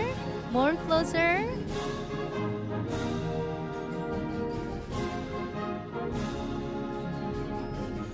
Look at the camera. 3, 2, 1. Smile. Once again, congratulations to Singapore team. Thank you, Miss Judith Jainita, and also Singapore team. Once again, ladies and gentlemen, distinguished guests, congratulations to all our students who participate in this competition. You represent the best and the brightest mind in the Asia Pacific. We look forward and are excited to see your other future success. Nowadays, students and teachers are familiar with the distance learning scenarios. However, it can be seen that digital hardware in the classroom is still insufficient and hybrid learning cannot be widely implemented. Especially now that we are in the new age powered by artificial intelligence. The question of how to integrate the online and offline scenarios and improve education efficiency and quality has become a necessity of modern education. How to bring the digital education into every classroom is the top priority of all the countries. Today, we are honored to invite Mr. Wang Yu, solution owner of Smart Classroom, to our stage and to share his stories and talk on Huawei's contribution to the Asia-Pacific region. Mr. Wang Yu, the stage is yours.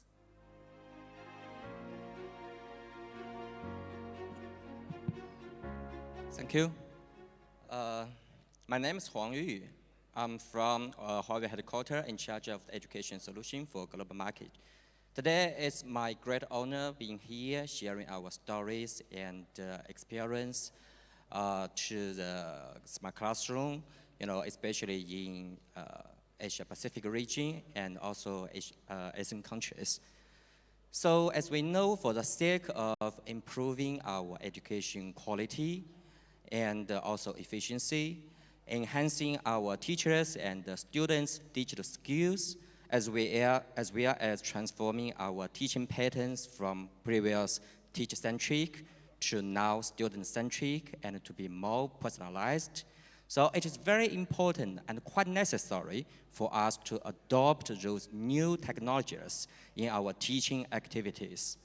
So as we know, now we are trying to upgrade our facilities in the classroom physically, and also virtually. We have more data analytics, more AI-enabled learning management system on cloud. As a result, what kind of future smart classroom should be like, and how it can benefit our learners, our teachers in our daily teaching activities. So now I would like to invite you to watch a video first, please.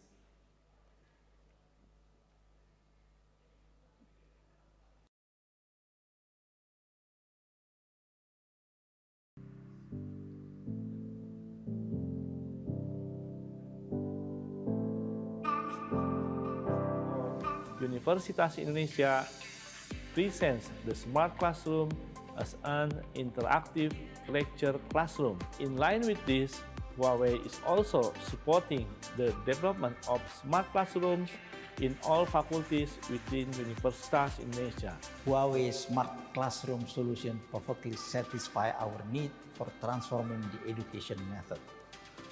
Now, we use digital classroom for multimedia teaching, which not only allow us to keep the habit of writing on the blackboard, but also enable teacher and student to scan the code to take away the notes after class, which greatly improve teacher teaching efficiency and the student learning experience. In addition, diversified teaching tools enhance the interaction between teacher and student. In the past, we spent time on grouping and signing in, and it was difficult for teachers to participate in the workshop. In addition, it was inconvenient to share the discussion results in class. In a smart classroom, we can scan the QR code with our smartphone to sign in and get divided into a group. Three-screen interaction is supported. The teacher can deliver courseware content to screen with one click. We can also display the result of our group discussion of the teacher large screen and communicate with each other about our understanding of the subject matter or who has the better handwriting. Smart Classroom make teacher student communication more efficient and stimulate our interest in learning and our creativity.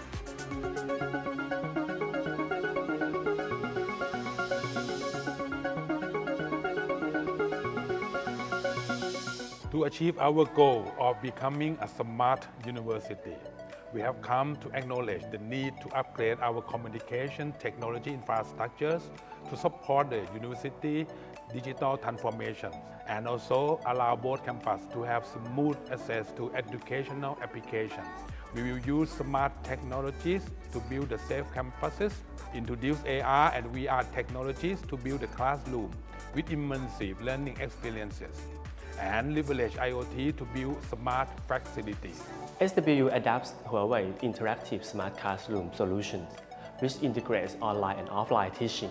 In the post-pandemic era, Many teachers and students are used to accessing the education platform anytime and anywhere. Huawei Smart Classroom solution perfectly satisfy our needs for transforming the education method. Now we use digital classroom for multimedia teaching, which not only allow us to keep the habit of writing on the blackboard, but also enable teacher and student to scan the code to take away the notes after class, which greatly improve teachers' teaching efficiency and student learning experience. The classroom management platform can also comprehensively evaluate students' learning status instead of focusing on the grade, which effectively improve the quality of teaching and learning. With the smart classroom, we have more diversified form of classes, and we have shown stronger motivation and better learning result. We can now conduct cross-campus courses online. We can preview and review courses and submit assignments online through our mobile terminals.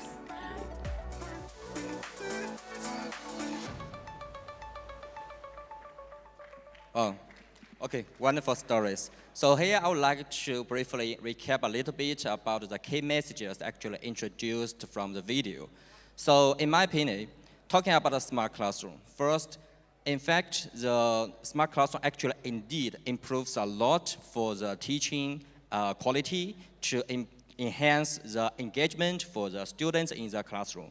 For example, the use of the digital contents, multimedia way in teaching, or also, second, hybrid learning. I think in the near future will be widely used in many teaching scenarios, online versus offline, right? And also, for those contents sharing, and also for those notes sharing online, or even, data analytics for our teachers to better understand the students.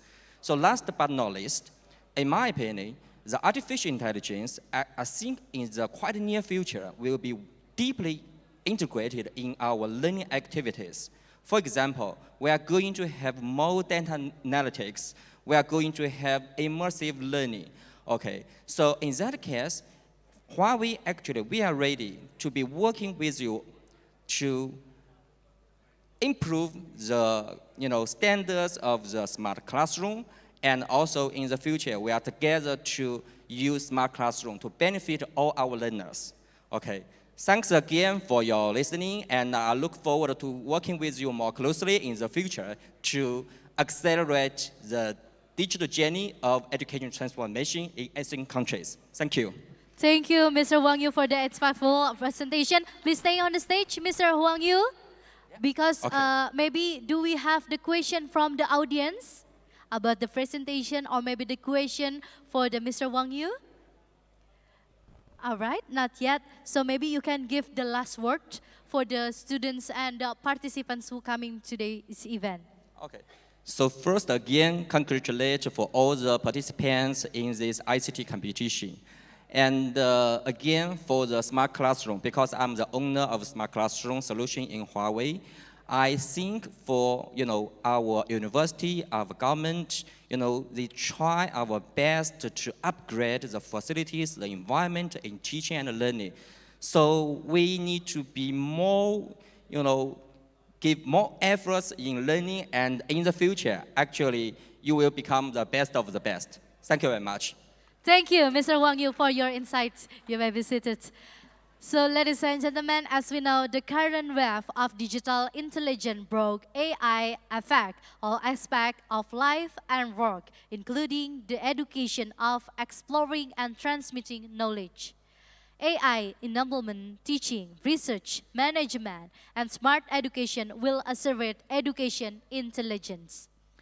For the next moment, we kindly invite Ms. Maki Katsuno Hayashikawa, Director and Representative, UNESCO Regional Office in Jakarta, to deliver closing remark about this event. The stage is yours.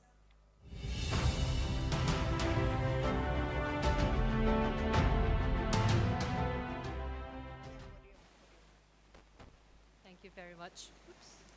Yeah. Thank you. Excellency, Dr. Kao Kim Hong, Secretary General of ASEAN, Excellency Ambassador Dari, permanent representative of Indonesia to ASEAN, the chair of the Board of Trustees of ASEAN Foundation, Excellencies, members of the Committee of Permanent Representatives to ASEAN and ASEAN Foundation Board of Trustees, Mr. Simon Lee Bai-Feng, President of Huawei Asia Pacific, Dr. Piti Sinangnam, Executive Director of ASEAN Foundation, distinguished guests, participants, and esteemed representatives from Huawei. Good afternoon. It is indeed a profound honor for me to be standing here before you and addressing the distinguished participants and amazing young leaders in technology as we come to the close of this auspicious ceremony of the 8th Huawei ICT Competition Asia Pacific Final. This event, I believe, have marked yet another significant milestone in our region's journey for technological advancement and innovation in and for education. And I really envy that smart class that we just saw earlier. I wish I was born this generation today. Thank you for inviting UNESCO, a close partner of Huawei, both globally and in the Asia-Pacific region, to be part of and witness this inspiring moment this afternoon. The event this afternoon was a testament to the dedication and hard work by all the education stakeholders involved, particularly the participants to the ICT competition and their respective schools and colleges. I wish to extend my heartfelt congratulations to all the winners for each of the 4 tracks and to all the talented individuals whose unwavering efforts have contributed to this competition. Your pursuit of excellence and thirst of knowledge are truly inspiring. You are setting a very high standard for future generations of learners to follow. I would also like to extend my sincere gratitude to Huawei for organizing this prestigious competition, providing a platform for young talents to showcase their skills and creativity in the field of information and communication technology, or ICT, and bridging the gap between industry and academia. But most importantly, we must acknowledge the pivotal role of universities, colleges, and education institutions represented here today. Your steadfast commitment to fostering excellence in education is commendable. By shaping the digital future of education, you are not only molding the minds of future innovators and leaders, but also ensuring a brighter future and tomorrow. We are deeply grateful for your dedication and support. Ladies and gentlemen, partnerships are key to driving innovation and progress in education. And here I wish to recognize the significant contributions of Huawei and the ASEAN Foundation. These organizations have played a significant role in shaping the digital future of education across the Asia-Pacific region. The partnership between Huawei and the ASEAN Foundation is an excellent example of what we can achieve when organizations unite with a shared vision and purpose. Together, they are spearheading nations across the ASEAN regional networks toward the digital future of education, fostering positive change and inspiring others to join. Through initiatives like Huawei ICT Academy program, we are able to learn and benefit from the know-how of Huawei in empowering educators and students with the skills and knowledge necessary to thrive in the digital age. Their investment in teacher training programs, access to cutting-edge technologies, and digital literacy initiatives can pave the way for a future where every learner can unlock their full potential. Distinguished guests and participants, UNESCO's commitment to advancing ICT in education has laid the groundwork for transformative change. We continue to facilitate the adoption of innovative technologies, ensuring that education remains relevant and responsive to the needs of the countries in the 21st century and beyond. Taking a humanistic approach, UNESCO also ensures that technology serves people in accordance with internationally agreed human rights frameworks. Digital technologies are leveraged as a common good to support the achievement of SDG 4 in education and to build shared futures of education beyond 2030. UNESCO promotes digital inclusion to center the most marginalized groups, including women and girls, low-income groups, people with disabilities, as well as linguistic and cultural minority communities.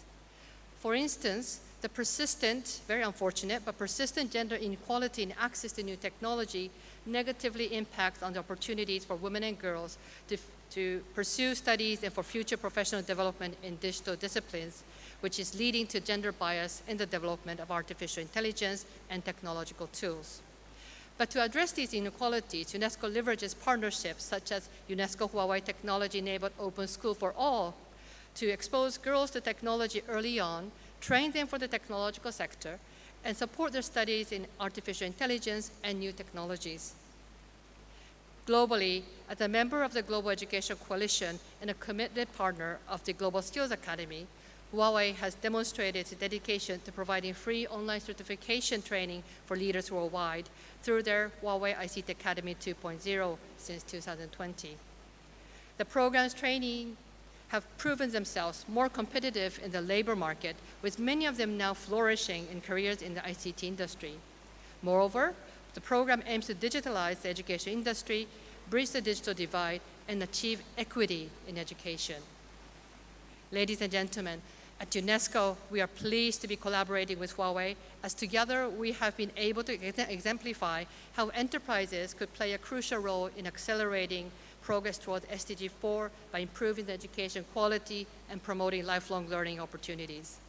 As partnerships between UNESCO and enterprises flourish, I'm excited to witness the continuous development of content, training programs, and initiatives that empower teachers and students in the Asia-Pacific region.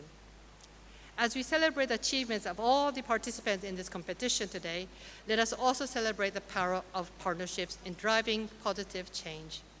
Together, let us continue to innovate, collaborate, and empower the next generation of learners to realize their dreams and aspirations. Once again, a big congratulations to all the winners, awardees of this competition. Thank you very much. Thank you very much, Ms. Maki Katsuno Hayashikawa, for delivering the closing remarks about our event for today's Huawei ICT Competition 2023-2024 Asia Pacific Final.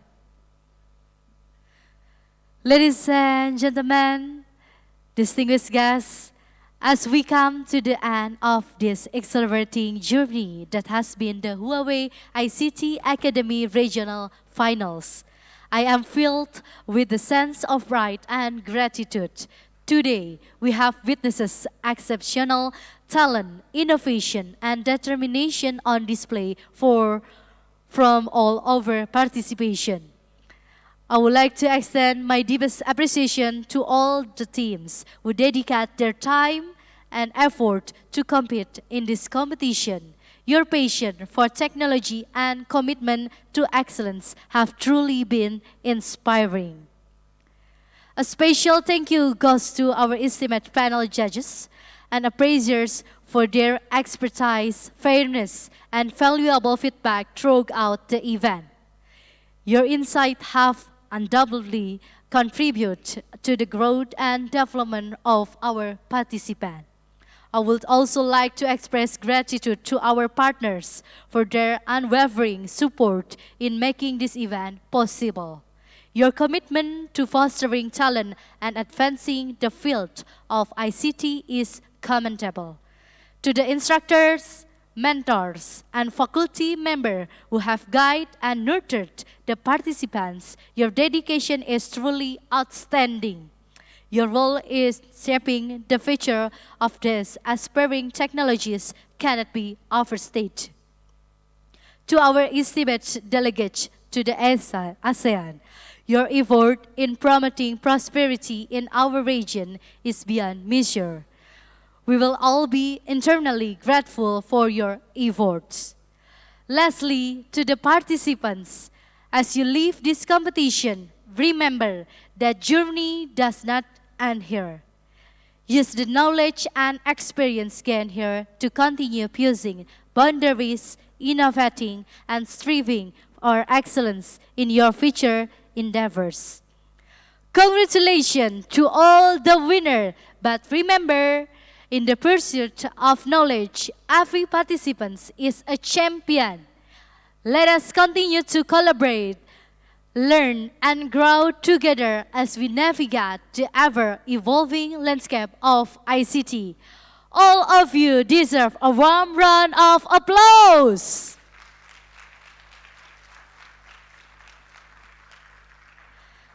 Thank you very much to distinguished guests, ladies and gentlemen, and the students for coming to our event, Huawei ICT Competition 2023-2024 Asia Pacific Finals.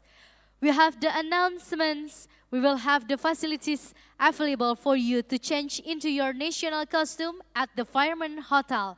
For now, we need to have the buses and vehicle to come in this morning.